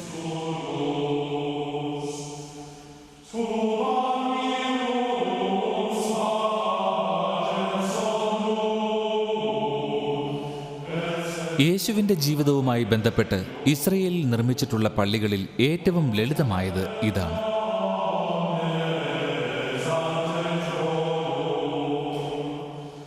മരിച്ചവരിൽ നിന്നും കർത്താവ് ഉയർപ്പിച്ച ലാസറിൻ്റെ വീട് ഇവിടെയായിരുന്നു. അന്റോണിയോ ബെൽറൂച്ചി രൂപകൽപ്പന ചെയ്ത ഈ പള്ളിയുടെ പ്രത്യേകത മനോഹരങ്ങളായ ചുവർ ചിത്രങ്ങളും ഭംഗിയേറിയ ഈ മേൽക്കൂരയുമാണ്.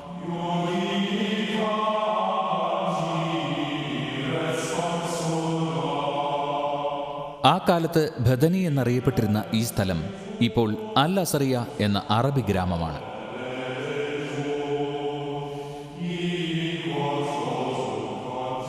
ഇവിടെയായിരുന്നു ലാസറിൻ്റെ കല്ലറ. സംസ്കരിച്ച് 4 ദിവസത്തിനു ശേഷം കർത്താവ് ഇവിടെ എത്തിയാണ് ലാസറിനെ ഉയർപ്പിച്ചത്.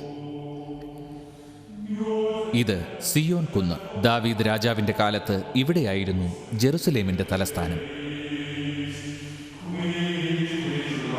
ക്രിസ്ത്യാനികളെ സംബന്ധിച്ചിടത്തോളം സവിശേഷ പ്രാധാന്യമുള്ള സ്ഥലമാണ് ഈ സെഹിയോൻ മാളിക. കർത്താവിൻ്റെ അന്ത്യ തിരുവത്താഴം നടന്നതും ഈ ഊട്ടുശാലയിലാണ്. ഇവിടെ വച്ചാണ് ദൈവപുത്രൻ ശിഷ്യന്മാരുടെ പാദം കഴുകിയതും പരിശുദ്ധ കുർബാന സ്ഥാപിച്ചതും. ക്രിസ്തുവിൻ്റെ മരണശേഷം മാതാവും ശിഷ്യന്മാരും ഇവിടെ കൂടിയിരുന്ന് പ്രാർത്ഥിക്കുക പതിവായിരുന്നു. ഉയിർപ്പിന് ശേഷം കർത്താവ് ശിഷ്യന്മാർക്ക് മുന്നിൽ ആദ്യം പ്രത്യക്ഷപ്പെട്ടത് ഇവിടെ അങ്ങനെ കൂടിയിരിക്കുന്നതിനിടയ്ക്കാണ്. പെന്തക്കുസ്ത ദിവസം ക്രിസ്തുവിൻ്റെ ശിഷ്യന്മാരിലേക്ക് പരിശുദ്ധാത്മാവ് തീനാളത്തിൻ്റെ രൂപത്തിൽ പ്രവേശിച്ചതും ഇവിടെ വച്ചായിരുന്നു.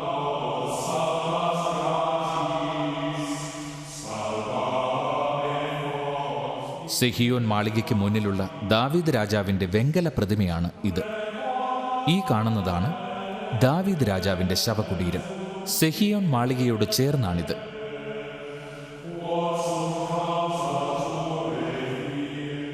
ഇതാണ് ദൈവപുത്രന്റെ ഓശാന വീഥി. ഒലിവുമരച്ചില്ലകളും ജയ്വിളികളുമായി ഇസ്രയേൽ ജനം ദാവീദിന്റെ സുതനെ ഓശാന പാടി എതിരേറ്റത് ഈ തെരുവീഥിയിലൂടെയാണ്. ഈ സംഭവത്തോടെ അധികാരികൾ യേശുക്രിസ്തുവിനെ കൂടുതൽ ഭയപ്പെടുകയും അവിടുത്തെ ഏതു വിധേനയും ഇല്ലാതാക്കുവാൻ തീരുമാനിക്കുകയും ചെയ്തു. ഡോമിനൂസ് ഫ്ലേവിത് അഥവാ കർത്താവിൻ്റെ വിലാപസ്ഥാനം എന്നറിയപ്പെടുന്ന ഈ സ്ഥലം ഓശാന വീഥിക്കരികിലാണ്.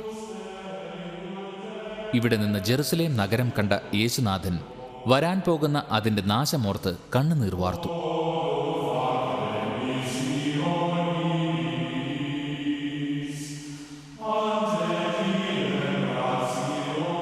കണ്ണുനീർത്തുള്ളിയുടെ ആകൃതിയിൽ നിർമ്മിച്ചിരിക്കുന്ന ഈ പള്ളി ആ സംഭവത്തിൻ്റെ സ്മാരകമാണ്. കെദ്രോൺ താഴ്വരയിൽ ഒലിവുമലയോട് ചേർന്നാണ് ഈ ഗത്സമേൻ തോട്ടം. പീഠാനുഭവത്തിൻ്റെ തലേനാൾ യേശുനാഥൻ രക്തം വിയർത്ത് പ്രാർത്ഥിച്ചത് ഇവിടെ വച്ചാണ്.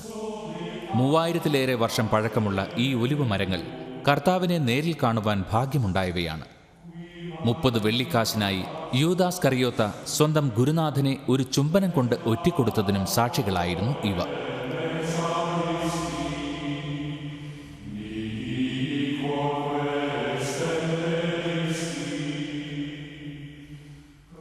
ഇത് യാതനയുടെ ബസലിക്ക.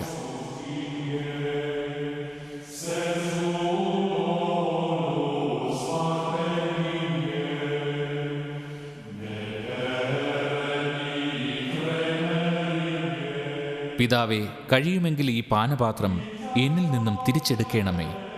എങ്കിലും എൻ്റെ ഹിതമല്ല, അവിടുത്തെ ഇഷ്ടം നിറവേറട്ടെ എന്ന് വേദനയുടെ പാരമ്യത്തിൽ യേശുനാഥൻ പ്രാർത്ഥിച്ചത് ഇവിടെ വച്ചാണ്.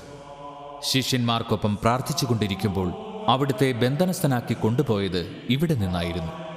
ലോകത്തിലെ ഒട്ടേറെ രാജ്യങ്ങളുടെ കൂട്ടായ്മയിലാണ് ഈ ബസലിക്ക നിർമ്മിച്ചത്. അതിനാൽ സർവ്വരാജ്യ ദേവാലയം എന്നും ഇതറിയപ്പെടുന്നു.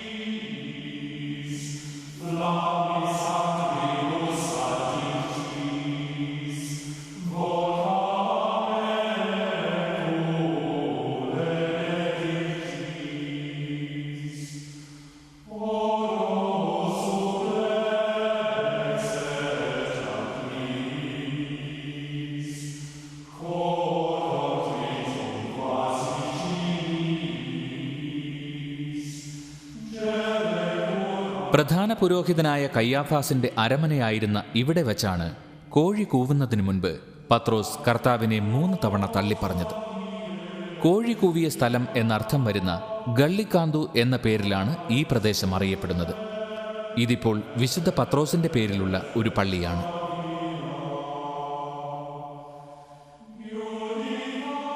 പള്ളിയുടെ കുരിശിനു മുകളിൽ കോഴിയുടെ രൂപം ഉണ്ടാക്കി വച്ചിട്ടുണ്ട്. പെസഹ വ്യാഴാഴ്ച രാത്രി ഗത്സമേൻ തോട്ടത്തിൽ പ്രാർത്ഥിച്ചിരുന്ന യേശുവിനെ പട്ടാളക്കാർ ബന്ധനസ്ഥനാക്കി ഇവിടേക്കാണ് ആദ്യം കൊണ്ടുവന്നത്. രാത്രി വിചാരണ നിഷിദ്ധമായിരുന്നതിനാൽ ഈ തടവറയിലാണ് അന്നവർ കർത്താവിനെ പാർപ്പിച്ചത്.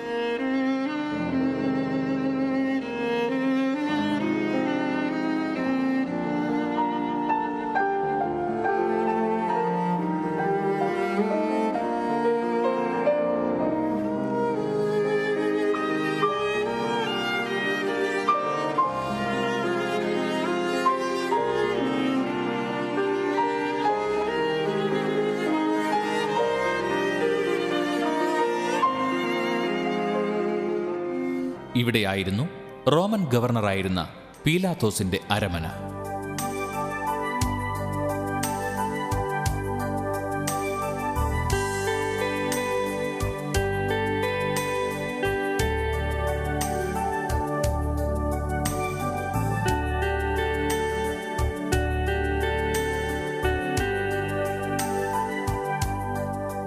ഈ കാണുന്നത് ചമ്മട്ടിയടിയുടെ കപ്പേളയാണ്.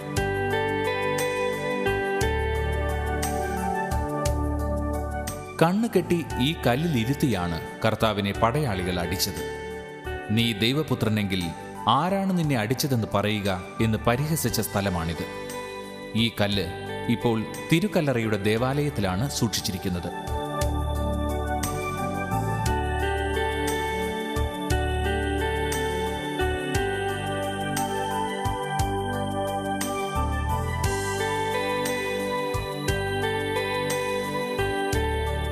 ഇത് വിധിയുടെ ദേവാലയം. ഈ സ്ഥലം ഗബാത്ത എന്നാണ് അറിയപ്പെട്ടിരുന്നത്. കർത്താവിനെ പീലാത്തോസ് വിചാരണ ചെയ്തത് ഇവിടെ വച്ചായിരുന്നു. പീലാത്തോസിന്റെ അരമന മുതൽ ഗാഗുൽത്ത വരെ കുരിശുമേന്തി അവിടുന്ന് കടന്നുപോയ വഴിയിലൂടെ നടന്നു പോവുക എന്നത് ഓരോ തീർത്ഥാടകന്റെയും ജന്മസാഫല്യമാണ്. വിശുദ്ധ കുരിശിന്റെ വഴി ഇവിടെ ആരംഭിക്കുന്നു. ഇത് 1-ാം സ്ഥലം. ഈശോ മിശിഹ മരണത്തിന് വിധിക്കപ്പെട്ടത് ഇവിടെയാണ്. കുറ്റമില്ലാത്തവനെ കുറ്റക്കാരനാക്കിയ പീലാത്തോസിന്റെ വിധിവാചകം ഇവിടെ ഇപ്പോഴും മുഴങ്ങുന്നതായി തോന്നും. 2-ാം സ്ഥലമാണ് ഇത്. ഇവിടെ വച്ചാണ് ലോകപാപങ്ങളുടെ ഭാരമേറിയ കുരിശ് കർത്താവിന്റെ മേൽ ചുമത്തിയത്. ഇവിടുത്തെ മരുഭൂമിയിൽ കാണുന്ന ഈ മുൾച്ചെടിയാണ് കിരീടം പോലെ വളച്ചെടുത്ത് കർത്താവിന്റെ തലയിൽ വച്ചത്. ഇത്തരം മുൾമുടികൾ വിശ്വാസികൾ ഒരു സ്മാരകമായി ഇവിടെ നിന്ന് വാങ്ങിക്കൊണ്ടു പോകാറുണ്ട്. ഇത് 3-ാം സ്ഥലം. കുരിശിന്റെ വഴിയിൽ ദൈവപുത്രൻ 1-ാം പ്രാവശ്യം വീണത് ഇവിടെയായിരുന്നു. 4-ാം സ്ഥലം. ഏറ്റവും സങ്കടകരമായ കൂടിക്കാഴ്ചകളിൽ ഒന്ന് നടന്നത് ഇവിടെയാണ്. ഈശോ വഴിയിൽ വെച്ച് മാതാവിനെ കണ്ട സ്ഥലമാണ് ഇത്.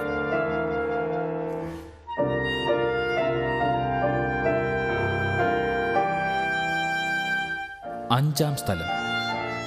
കുരിശു വഹിച്ച് നീങ്ങിയ ഈശോയെ സൈറീൻകാരനായ ശിമയോൻ കുരിശു ചുമക്കാൻ സഹായിച്ചത് ഇവിടെ വച്ചായിരുന്നു.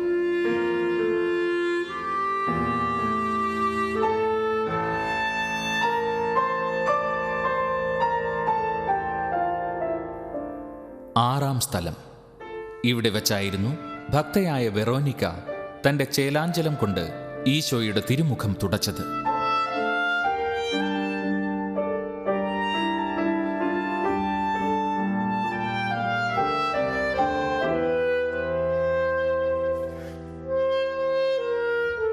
വെറോനിക്ക കർത്താവിന്റെ തിരുമുഖം തുടച്ച ആ തുണി ഇപ്പോൾ വത്തിക്കാനിലെ സെന്റ് പീറ്റേഴ്സ് ബസലിക്കയിലാണ് സൂക്ഷിച്ചിരിക്കുന്നത്.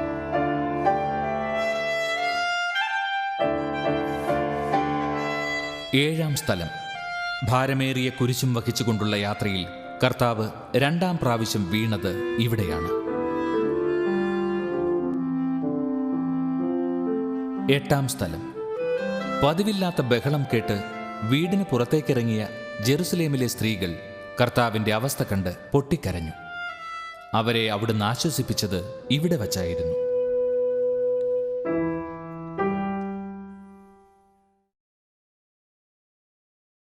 9-ാം സ്ഥലം. അതിദുസ്സഹമായ പീഡനങ്ങളും കുരിശിന്റെ ഭാരവും മൂലം ഈശോ 3-ാം പ്രാവശ്യം വീണത് ഇവിടെ വച്ചായിരുന്നു.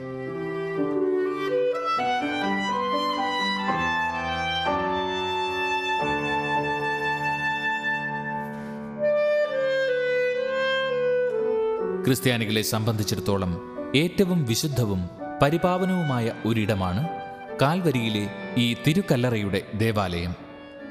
കുരിശിന്റെ വഴിയിൽ 10 മുതൽ 14 വരെയുള്ള സ്ഥലങ്ങൾ അതിവിശാലമായ ഈ ബസിലിക്കയ്ക്കുള്ളിലാണ്.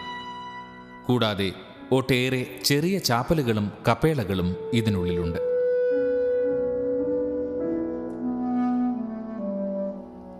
10-ാം സ്ഥലം. രക്തത്തിൽ ഒട്ടിപ്പിടിച്ചിരുന്ന ദിവ്യരക്ഷകന്റെ വസ്ത്രങ്ങൾ പടയാളികൾ ഉരിഞ്ഞെടുത്തത് ഇവിടെ വച്ചായിരുന്നു. കർത്താവിന്റെ മേലങ്കിക്ക് വേണ്ടി അവർ നറുക്കിട്ട സ്ഥലമാണിത്.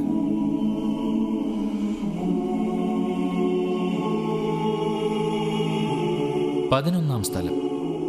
കർത്താവിനെ കുരിശിൽ കിടത്തി കൈകളിലും കാലുകളിലും ആണികൾ തറച്ചത് ഇവിടെ വച്ചാണ്.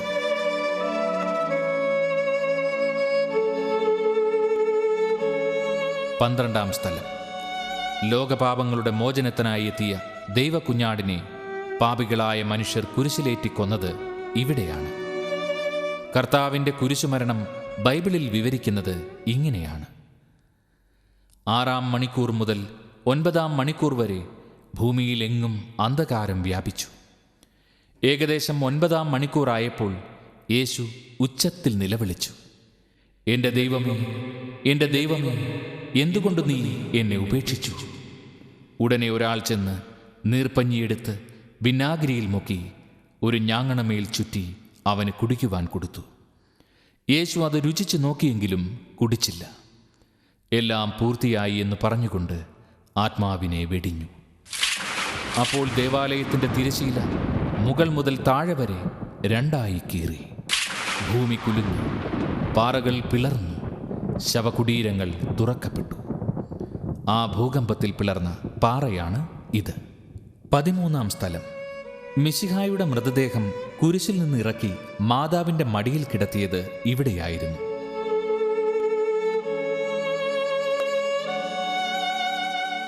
ഈ കല്ലിൽ കിടത്തിയാണ് യഹൂദ ആചാരപ്രകാരം മീറയും കുന്തിരിക്കവും സുഗന്ധ തൈലങ്ങളും ചേർത്ത് വെള്ളക്കച്ച കൊണ്ട് പൊതിഞ്ഞ് മൃതദേഹം സംസ്കാരത്തിനായി ഒരുക്കിയത്. 14-ാം സ്ഥലം. ഇവിടെയുണ്ടായിരുന്ന പുതിയ കല്ലറയിലാണ് മിശിഹായുടെ മൃതദേഹം സംസ്കരിച്ചത്. കർത്താവിൻ്റെ ശിഷ്യനായിരുന്ന ധനികനായ അരിമത്യാക്കാരൻ ജോസഫാണ് പീലാത്തോസിൽ നിന്ന് അനുമതി നേടി ക്രിസ്തുവിൻ്റെ മൃതദേഹം ഏറ്റുവാങ്ങിയത്. അദ്ദേഹത്തിൻ്റെ സ്ഥലത്തുണ്ടായിരുന്ന ഈ കല്ലറയിലാണ് കർത്താവിനെ സംസ്കരിച്ചത്.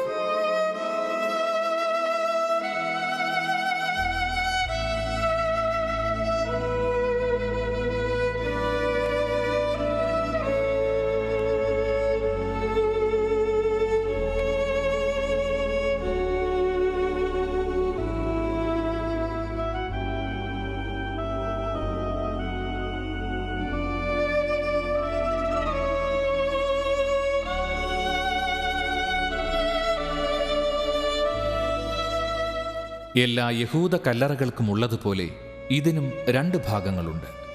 അകത്തേക്ക് കടക്കുമ്പോൾ ആദ്യം കാണുന്നത് മാലാഖമാരുടെ കപ്പേള എന്നറിയപ്പെടുന്ന ഈ ഭാഗമാണ്. കുരിശുമരണത്തിനു ശേഷം 3-ാം നാൾ രാവിലെ ഈ കല്ലറയിലെത്തിയ മഗ്ദലേന മേരി വെള്ളവസ്ത്രം ധരിച്ച മാലാഖമാരെ കണ്ടത് ഇവിടെയായിരുന്നു. കല്ലിൽ കൊത്തിയുണ്ടാക്കിയ ഈ ചെറിയ മുറിയിലാണ് ഈശോ മിശിഹായുടെ മൃതദേഹം അടക്കം ചെയ്തത്.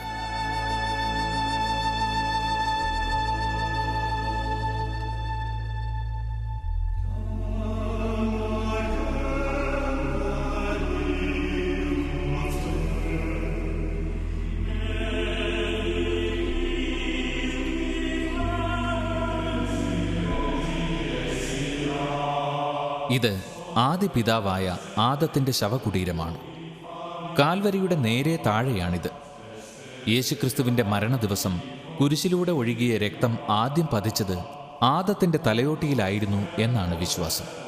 അങ്ങനെ ഒരു മനുഷ്യൻ്റെ പാപം എല്ലാവർക്കും ശിക്ഷാവിധിക്ക് കാരണമായതുപോലെ ഒരു മനുഷ്യൻ്റെ നീതിപൂർവകമായ പ്രവൃത്തി എല്ലാവർക്കും ജീവദായകമായ നീതീകരണത്തിന് കാരണമായി എന്ന് ബൈബിൾ പറയുന്നു.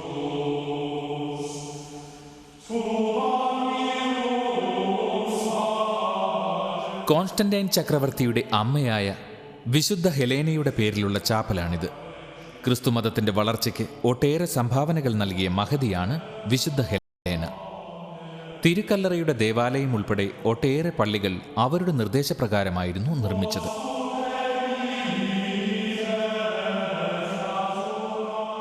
വിശുദ്ധ ഹെലേനയുടെ നിർദ്ദേശപ്രകാരം നടത്തിയ തിരച്ചിലിൽ കർത്താവിനെ തറച്ച കുരിശ് കണ്ടെടുത്തത് ഇവിടെ നിന്നാണ്. ആ കുരിശിൽ തൊട്ട ഒട്ടേറെ പേരുടെ മാറാരോഗങ്ങൾ ശമിച്ചതായി സാക്ഷ്യപ്പെടുത്തിയിട്ടുണ്ട്. കർത്താവ് മരിച്ചപ്പോൾ ഉണ്ടായ ഭൂകമ്പത്തിൽ പിളർന്ന പാറയാണ് ഇത്.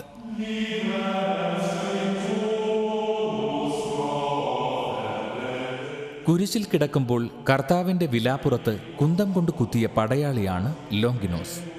ഒടുവിൽ അദ്ദേഹവും മാനസാന്തരപ്പെട്ടു. ഒട്ടേറെ പുണ്യപ്രവൃത്തികൾ ചെയ്ത് വിശുദ്ധനായി മാറി. അദ്ദേഹത്തിൻ്റെ പേരിലാണ് ഈ കപ്പേള. ഉയിർപ്പിന് ശേഷം കർത്താവ് ആദ്യം പ്രത്യക്ഷപ്പെട്ടത് മഗ്ദലേനയിലെ മേരിക്ക് മുന്നിലാണ്. അതിൻ്റെ സ്മാരകമാണ് മഗ്ദലേനയിലെ മേരിയുടെ പേരിലുള്ള ഈ ചാപ്പൽ.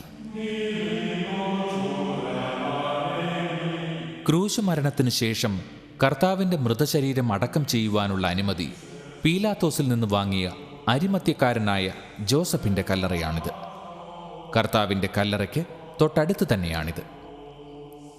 യേശുക്രിസ്തു മരിച്ചവരിൽ നിന്ന് ഉയർത്തെഴുന്നേറ്റതിന് ശേഷം 3-ാം പ്രാവശ്യം ശിഷ്യന്മാർക്ക് മുന്നിൽ പ്രത്യക്ഷപ്പെട്ടത് ഗലീലി കടലിൻ്റെ തീരത്തുള്ള ഈ സ്ഥലത്താണ്.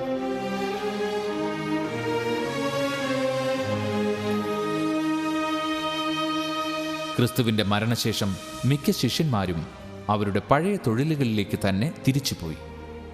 ഒരു രാത്രി പത്രോസും കൂട്ടരും ഗലീലി കടലിൽ നേരം വെളുക്കുവോളം വലയെറിഞ്ഞിട്ടും അവർക്ക് ഒരു മത്സ്യത്തെ പോലും കിട്ടിയില്ല. സൂര്യൻ ഉദിക്കാറായപ്പോൾ കർത്താവ് അവർക്ക് മുന്നിൽ പ്രത്യക്ഷപ്പെട്ടു.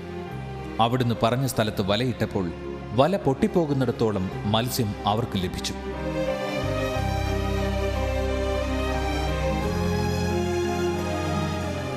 ഈ കല്ലിലിരുന്ന് അവരോടൊപ്പം അന്നത്തെ പ്രഭാത ഭക്ഷണം കർത്താവ് പങ്കിട്ടു. അന്നു മുതൽ മിൻസ ക്രിസ്റ്റി അഥവാ ക്രിസ്തുവിൻ്റെ മേശ എന്നാണ് ഈ പാറ അറിയപ്പെടുന്നത്. പ്രാതലിന് ശേഷം കർത്താവ് പത്രോസിനോട് ചോദിച്ചു, യോഹന്നാന്റെ പുത്രനായ ശിമയോനെ, ഇവരെക്കാളൊക്കെ അധികമായി നീ എന്നെ സ്നേഹിക്കുന്നുവോ? ഉവ്വ് കർത്താവേ, പത്രോസ് മറുപടി പറഞ്ഞു. എങ്കിൽ നീ എൻ്റെ ആടുകളെ മേയ്ക്കുക. 3 തവണ ഈ സംസാരം ആവർത്തിച്ചു. അങ്ങനെയാണ് ശിമയോൻ പത്രോസ് ദൈവപുത്രന്റെ അജപാലകനായി അവരോധിക്കപ്പെട്ടത്. അതിൻ്റെ സ്മാരകമാണ് വിശുദ്ധ പത്രോസിന്റെ നാമധേയത്തിൽ ഗലീലി കടൽ തീരത്തുള്ള ഈ പള്ളി. ഉയിർപ്പിന് ശേഷം 40-ാം നാൾ ഒലിവുമലയിലെ ഈ സ്ഥലത്തു നിന്നാണ് കർത്താവ് സ്വർഗത്തിലേക്ക് കയറിപ്പോയത്. ഇതിപ്പോൾ മുസ്ലിം പള്ളിയാണെങ്കിലും സ്വർഗാരോഹണ തിരുനാൾ ദിവസം ക്രിസ്ത്യൻ സഭകൾക്ക് ആരാധനയ്ക്കായി ഈ സ്ഥലം വിട്ടുകൊടുക്കാറുണ്ട്.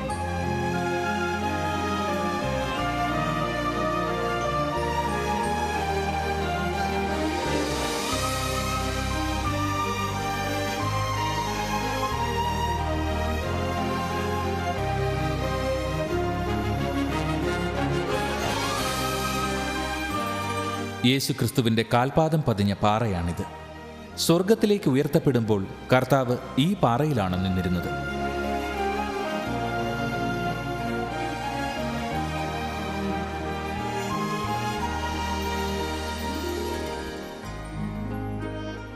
പുരാതന കാലത്തുണ്ടായിരുന്ന ജെറുസലേം ദേവാലയത്തിൻ്റെ പടിഞ്ഞാറേ ഭിത്തിയാണിത്.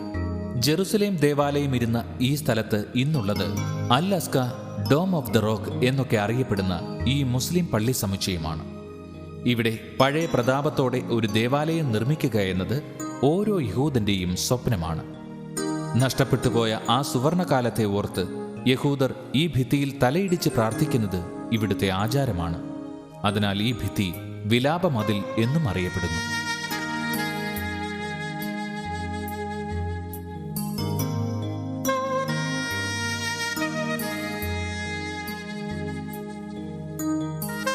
കർത്താവ് കുരിശിൽ കിടന്ന് പറഞ്ഞ പ്രകാരം യേശുനാഥന്റെ മരണശേഷം മാതാവ് ജീവിച്ചത് യോഹന്നാൻ ശ്ലീഹായോടൊപ്പമായിരുന്നു. ഇവിടെയായിരുന്നു യോഹന്നാന്റെ ഭവനം. ഇതിപ്പോൾ സിയോനിലെ ഹാഗിയ മരിയ എന്നാണ് അറിയപ്പെടുന്നത്. ഇവിടെ വച്ചാണ് മാതാവ് സ്വർഗാരോപണം ചെയ്തത്. ഉറങ്ങിക്കിടന്ന മാതാവിനെ 2 മാലാഖമാർ ഉടലോടെ സ്വർഗത്തിലേക്ക് കൂട്ടിക്കൊണ്ടുപോയി എന്നാണ് കത്തോലിക്ക വിശ്വാസം. അതിനാൽ ഇത് മാതാവ് ഉറങ്ങിയ സ്ഥലം എന്നും അറിയപ്പെടുന്നു. ഗത്സമേൻ തോട്ടത്തിനോട് ചേർന്ന് കിടക്കുന്ന ഈ സ്ഥലത്താണ് പരിശുദ്ധ ദൈവമാതാവിന്റെ മൃതദേഹം സംസ്കരിച്ചത് എന്നാണ് അർമേനിയൻ ഗ്രീക്ക് ഓർത്തഡോക്സുകാർ വിശ്വസിക്കുന്നത്. 1130 കുരിശ് യുദ്ധക്കാരുടെ കാലഘട്ടത്തിൽ നിർമ്മിച്ച് ഇപ്പോഴും നിലനിൽക്കുന്ന അപൂർവം ദേവാലയങ്ങളിൽ ഒന്നാണിത്. ഇവിടെയായിരുന്നു മാതാവിന്റെ ശവകുടീരം എന്ന് അവർ വിശ്വസിക്കുന്നു.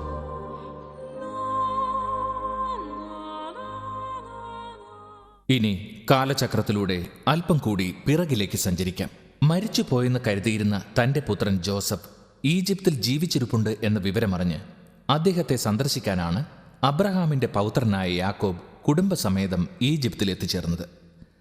അടിമയായി ഈജിപ്തിലെത്തിയ ജോസഫിനെ ദൈവം അപ്പോഴേക്കും ഈജിപ്തിന്റെ ഭരണാധികാരിയും ഫറവോയുടെ പുത്രി ഭർത്താവുമാക്കി മാറ്റിക്കഴിഞ്ഞിരുന്നു.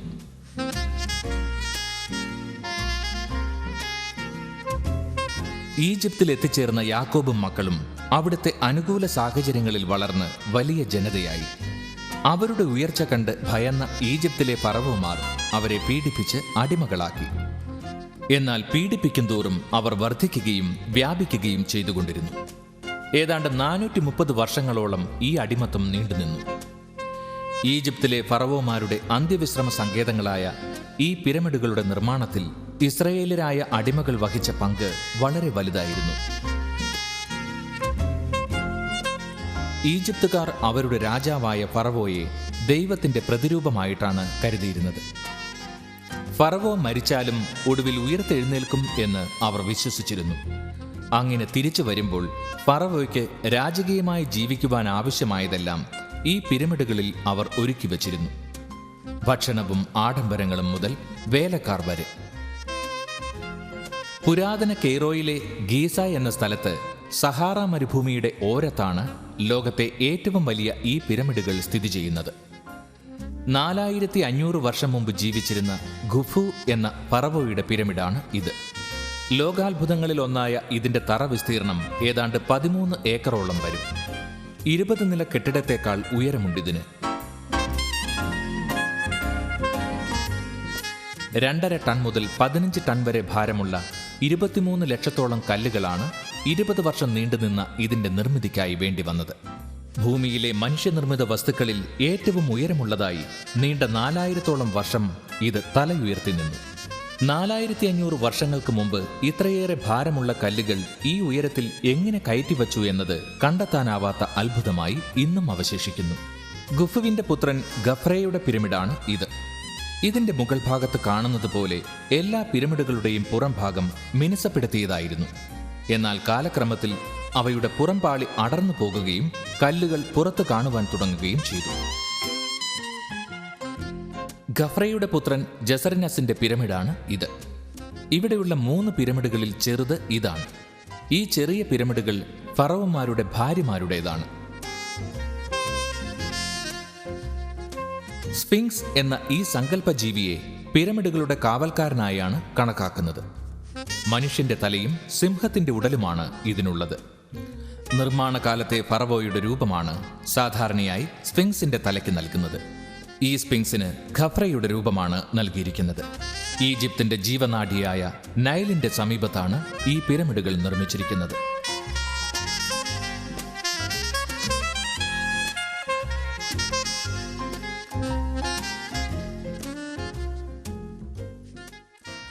പ്രതാപപൂർണമായ ഭൂതകാലത്തിൽ നിന്ന് പ്രസാദമധുരമായ വർത്തമാനകാലത്തിലേക്ക് നൈൽ ഒഴുകുകയാണ്. ഈജിപ്തിലെ അടിമത്ത കാലത്ത് ഇസ്രയേൽ ജനത ഭയത്തോടെയായിരുന്നു നൈലിനെ കണ്ടത്. യഹൂദ ജനത്തിന്റെ അംഗസംഖ്യ വർദ്ധിക്കുന്നത് തടയാൻ ഓരോ ജൂത കുടുംബത്തിലെയും ആദ്യപുത്രനെ ഈജിപ്തിൽ അൽ നീൽ എന്നറിയപ്പെടുന്ന ഈ മഹാനദിയിൽ മുക്കിക്കൊല്ലണം എന്നായിരുന്നു ഫറവോയുടെ കൽപ്പന.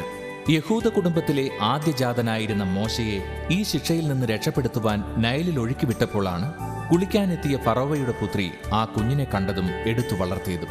അതോടെ ഇസ്രയേൽക്കാരായ അടിമകളുടെ ചരിത്രം തന്നെ മാറിമറിഞ്ഞു. നൈലിന്റെ തീരങ്ങളിലെ ഡെൽറ്റകളിൽ കാണുന്ന പാപ്പിറസ് എന്ന ഈ ചെടിയിൽ നിന്നാണ് ചരിത്രത്തിൽ ആദ്യമായി കടലാസ് നിർമ്മിച്ചത്. പാപ്പിറസ് കടലാസിൽ വരച്ചിട്ടുള്ള ഇത്തരം ചിത്രങ്ങൾ ഈജിപ്തിലെ ഒരു പ്രധാന കൗതുക വസ്തുവാണ്.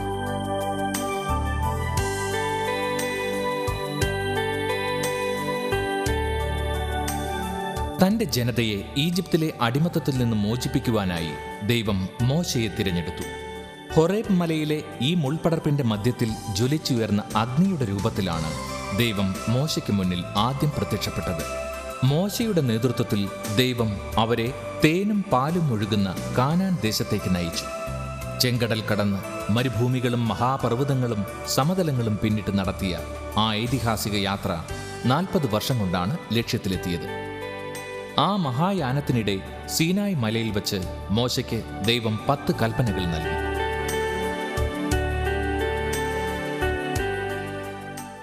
മോശ സഞ്ചരിച്ച വഴിയിലൂടെ നമുക്കൊന്നുകൂടി കടന്നുപോകാം. മോശയ്ക്ക് മുന്നിൽ ദൈവം പ്രത്യക്ഷപ്പെട്ട ഹൊറേബ് മലയിലെ മുൾപടർപ്പ് ഇവിടെയായിരുന്നു. 4-ാം നൂറ്റാണ്ടിൽ അലക്സാൻഡ്രിയയിൽ ജീവിച്ചിരുന്ന രക്തസാക്ഷിയായ വിശുദ്ധ കാതറയിന്റെ നാമധേയത്തിലുള്ള ഈ ആശ്രമം 6-ാം നൂറ്റാണ്ടിലാണ് ആദ്യം സ്ഥാപിച്ചത്. അക്രമികൾ പലവട്ടം ഈ ആശ്രമം നശിപ്പിച്ചിട്ടുണ്ട്. എങ്കിലും 13-ാം നൂറ്റാണ്ടിൽ നിർമ്മിച്ച പല ഭാഗങ്ങളും ഇപ്പോഴും വലിയ കേടുപാടുകളില്ലാതെ ഇവിടെയുണ്ട്. മോശ ഉപയോഗിച്ചിരുന്ന കിണറാണ് ഇത്. സീനായി മല സന്ദർശിക്കുവാനായി പോകുന്ന തീർത്ഥാടകർ യാത്ര ആരംഭിക്കുന്നത് ഈ ആശ്രമത്തിന് മുന്നിൽ നിന്നാണ്. ചെങ്കടലിനെക്കുറിച്ച് ബൈബിളിൽ ഒട്ടേറെ തവണ പരാമർശിക്കുന്നുണ്ട്. ഈജിപ്തിൽ നിന്ന് രക്ഷപ്പെട്ടു വന്ന ഇസ്രായേൽ ജനത്തെ ആക്രമിക്കുവാൻ പിന്തുടർന്ന ഫറവോയുടെ സൈന്യത്തെ തടഞ്ഞത് ചെങ്കടലാണ്. ആഫ്രിക്കയെയും ഏഷ്യയെയും തമ്മിൽ വേർതിരിക്കുന്ന അതിരായും ചെങ്കടൽ വർത്തിക്കുന്നു. ഈജിപ്ത് ആഫ്രിക്കൻ രാജ്യമാണെങ്കിലും ഈ കാണുന്ന സീനായ് പ്രവിശ്യ ഏഷ്യൻ വൻകരയിലാണ് സ്ഥിതി ചെയ്യുന്നത്.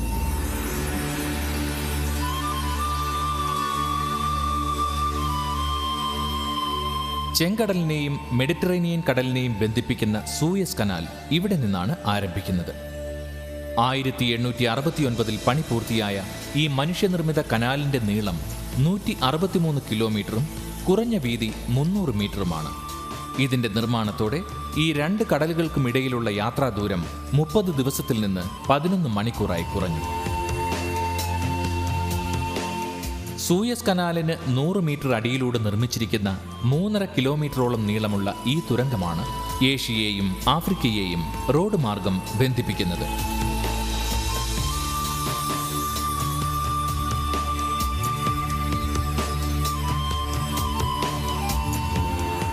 ഇത് ചാവുകടൽ. അറബി പാരമ്പര്യമനുസരിച്ച് ബാഹ്ർ ലൂത്ത് അഥവാ ലോത്തിന്റെ കടൽ എന്നാണ് ചാവുകടൽ അറിയപ്പെടുന്നത്. ഏതാണ്ട് 76 കിലോമീറ്റർ നീളവും 15 കിലോമീറ്ററിലേറെ വീതിയും 8 മീറ്ററോളം മാത്രം ആഴവുമുള്ള ഒരു തടാകമാണിത്. കടൽ ജലനിരപ്പിൽ നിന്ന് 500 മീറ്ററോളം താഴ്ചയിലാണ് ഇത് സ്ഥിതി ചെയ്യുന്നത്. ഇസ്രയേലിന്റെ ജീവനാഡിയായ ജോർദാൻ നദി പതിക്കുന്നത് ഈ തടാകത്തിലാണ്. ഭൂമിയിൽ കരയിലെ ഏറ്റവും താഴ്ന്ന പ്രദേശം ചാവുകടലിന്റെ തീരമാണ്. ജോർദാൻ നദിയിലെയും മറ്റ് ചെറിയ ഉറവകളിലെയും നീരൊഴുക്ക് കുറയുന്നതിനാലും നിയന്ത്രണമില്ലാത്ത ഖനനം മൂലവും ചാവുകടൽ ചെറുതായിക്കൊണ്ടിരിക്കുകയാണ്. ഓരോ വർഷവും ഏതാണ്ട് 1 മീറ്ററിലധികം ജലനിരപ്പ് താഴുന്നു. കഴിഞ്ഞ 33 വർഷത്തിനിടയിൽ ജലനിരപ്പ് 25 മീറ്റർ താണു. ഈ നില തുടർന്നാൽ ഏറിയാൽ 10 വർഷത്തിനകം ചരിത്രമുറങ്ങുന്ന ഈ ജലാശയം തന്നെ ചരിത്രമായി മാറിയേക്കാം. ഏതാണ്ട് 30% മാഗ്നീഷ്യം ബ്രോമൈഡ്, പൊട്ടാസ്യം ക്ലോറൈഡ് മുതലായ ലവണങ്ങളടങ്ങിയ ഇതിലെ ജലത്തിന്റെ സാന്ദ്രത സാധാരണ കടൽവെള്ളത്തിന്റെ 1.5 ഇരട്ടിയിലധികമാണ്. അതുകൊണ്ടാണ് ഇതിലിറങ്ങുന്ന മനുഷ്യർ പൊങ്ങിക്കിടക്കുന്നത്. അതിതീവ്രമായ ലവണ സാന്ദ്രത മൂലം ഇതിൽ ജീവജാലങ്ങളൊന്നും തന്നെ വസിക്കുന്നില്ല. ഇതിൽ നിന്നും ഖനനം ചെയ്തെടുക്കുന്ന വിലയേറിയ ലവണങ്ങൾ ഇസ്രയേലിന്റെ സമ്പദ്ഘടനയുടെ നട്ടെല്ലാണ്. ചാവുകടലിന്റെ വടക്ക് പടിഞ്ഞാറൻ തീരം ഒരു പ്രധാന ടൂറിസ്റ്റ് കേന്ദ്രം കൂടിയാണ്. ഒട്ടേറെ വലിയ ഹോട്ടലുകൾ ഇപ്പോൾ ഇവിടെയുണ്ട്.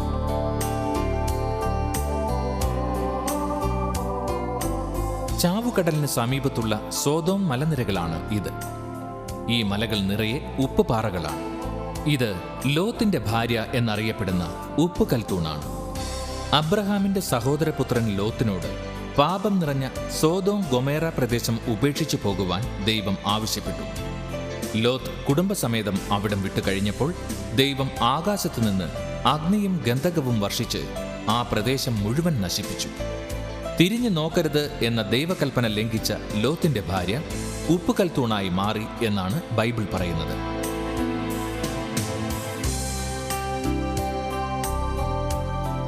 ചാവുകടലിൽ നിന്ന് ഏതാണ്ട് 6 കിലോമീറ്റർ അകലെയുള്ള ഈ മലമുകളിലാണ് ഖുമ്രാൻ ഗുഹകൾ സ്ഥിതി ചെയ്യുന്നത്. 1947 ഈ ഗുഹകളിൽ നിന്ന് വിശുദ്ധ ഗ്രന്ഥത്തിന്റെ ഗ്രീക്ക്, അരമായ, ഹീബ്രു ഭാഷകളിൽ എഴുതിയ പഴയ നിയമഭാഗങ്ങൾ കണ്ടെടുത്തു. ഈ മൺഭരണികളിൽ നിന്ന് ലഭിച്ച ഈ തോൽച്ചുരുളുകൾക്ക് 2000 വർഷത്തിലേറെ പഴക്കമുണ്ട്.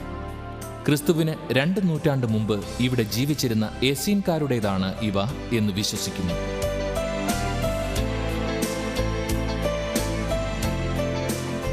വിശുദ്ധ നാടുകളുടെ ഭൂരിഭാഗവും ഒരു കാലത്ത് ജോർദാൻ രാജാവിന്റെ ഭരണത്തിന് കീഴിലായിരുന്നു. ജോർദാനിലെ പലസ്തീന പ്രവിശ്യയാണ് പിന്നീട് ഇസ്രയേൽ, പലസ്തീൻ എന്നിങ്ങനെ 2 രാജ്യങ്ങളായി മാറിയത്. ജോർദാന്റെ തലസ്ഥാനമായ അമ്മാന് സമീപത്താണ് ബൈബിളിൽ വിവരിക്കുന്ന ഈ നെബോ മല സ്ഥിതി ചെയ്യുന്നത്.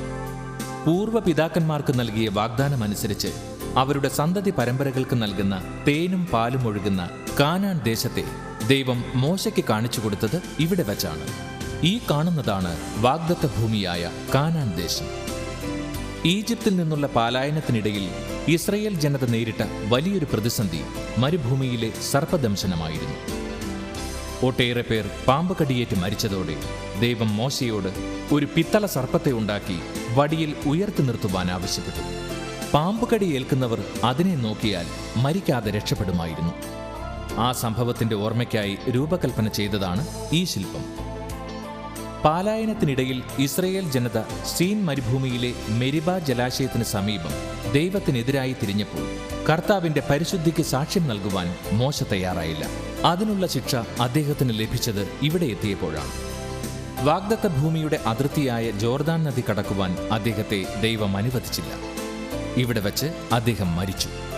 മോശയുടെ ഓർമ്മയ്ക്കായാണ് ഈ ഫലകം ഇവിടെ സ്ഥാപിച്ചിരിക്കുന്നത്.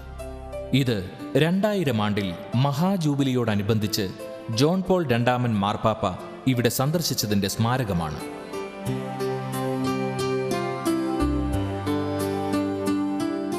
ഈ കാണുന്നത് ജോർദാനിലെ മദബ എന്ന സ്ഥലത്തെ സെന്റ് ജോർജ് ദേവാലയമാണ്.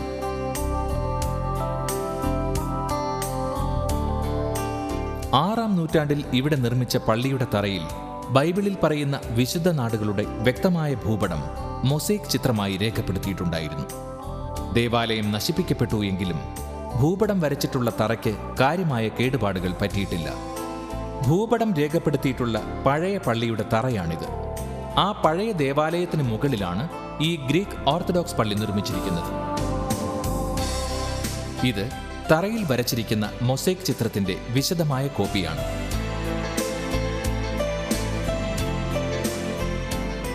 സഹസ്രാബ്ദങ്ങളായി ഇവിടെ നിലനിന്നു പോരുന്ന ഒരു കലാരൂപമാണ് മൊസൈക്ക് ചിത്രകല.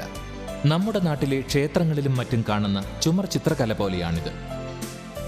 ഈ നാട്ടിൽ സുലഭമായി ലഭിക്കുന്ന വിവിധ വർണ്ണങ്ങളിലുള്ള കല്ലുകളാണ് ഇതിനുപയോഗിക്കുന്നത്.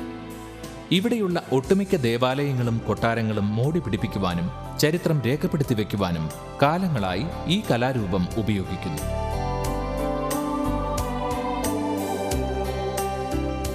യേശുക്രിസ്തുവിന്റെ ജീവിതകാലത്ത് റോമാ സാമ്രാജ്യത്തിന്റെ ഭാഗമായിരുന്നു ഇസ്രയേൽ ഉൾപ്പെടുന്ന ഈ പ്രദേശം.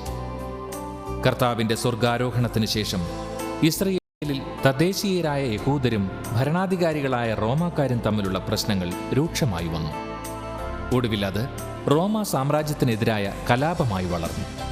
അതിശക്തരായിരുന്ന റോമൻ സൈനികർ ക്രിസ്തുവിന് ശേഷം 70-ാം ആണ്ടോടെ യഹൂദരെ പൂർണ്ണമായി കീഴടക്കി.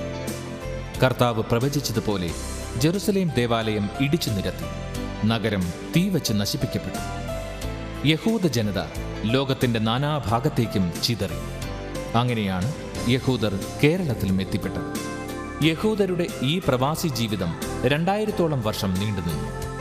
ആദ്യകാലം മുതൽ തന്നെ സ്വന്തം രാജ്യത്തിനു വേണ്ടി അവർ ശ്രമം തുടങ്ങിയിരുന്നു. 19-ാം നൂറ്റാണ്ടിന്റെ അവസാനത്തോടെ അത് ശക്തി പ്രാപിച്ചു.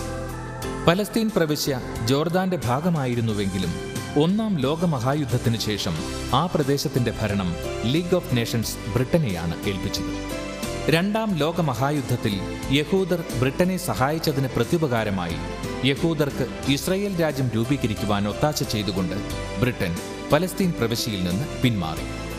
അങ്ങനെ ഐക്യരാഷ്ട്രസഭയുടെ പിന്തുണയോടെ പലസ്തീൻ പ്രവിശ്യ വിഭജിച്ച് 1948 മെയ് 14-ന് ഇസ്രായേൽ എന്ന രാജ്യം രൂപീകൃതമായി.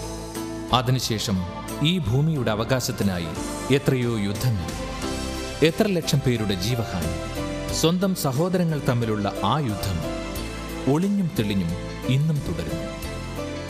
ഒട്ടേറെ മഹാസംഭവങ്ങൾക്ക് വേദിയൊരുക്കിയ, ലോകമാദരിക്കുന്ന ഒട്ടേറെ മഹാത്മാക്കൾക്ക് ജന്മമേകിയ, ഒരു കാലത്ത് ലോകത്തിന്റെ മധ്യഭാഗമെന്ന് കരുതിയിരുന്ന ഈ രാജ്യത്ത് എന്നും സമാധാനം കളിയാടട്ടെ എന്ന് നമുക്ക് പ്രാർത്ഥിക്കാം. കേരളത്തിന്റെ പകുതിയോളം മാത്രം വലിപ്പമുള്ള, മരുഭൂമിക്ക് തുല്യമായ കാലാവസ്ഥയും ഭൂപ്രകൃതിയുമുള്ള ഈ രാജ്യത്തിന്റെ പുരോഗതി നമുക്ക് മാതൃകയാക്കുകയും ചെയ്യാം.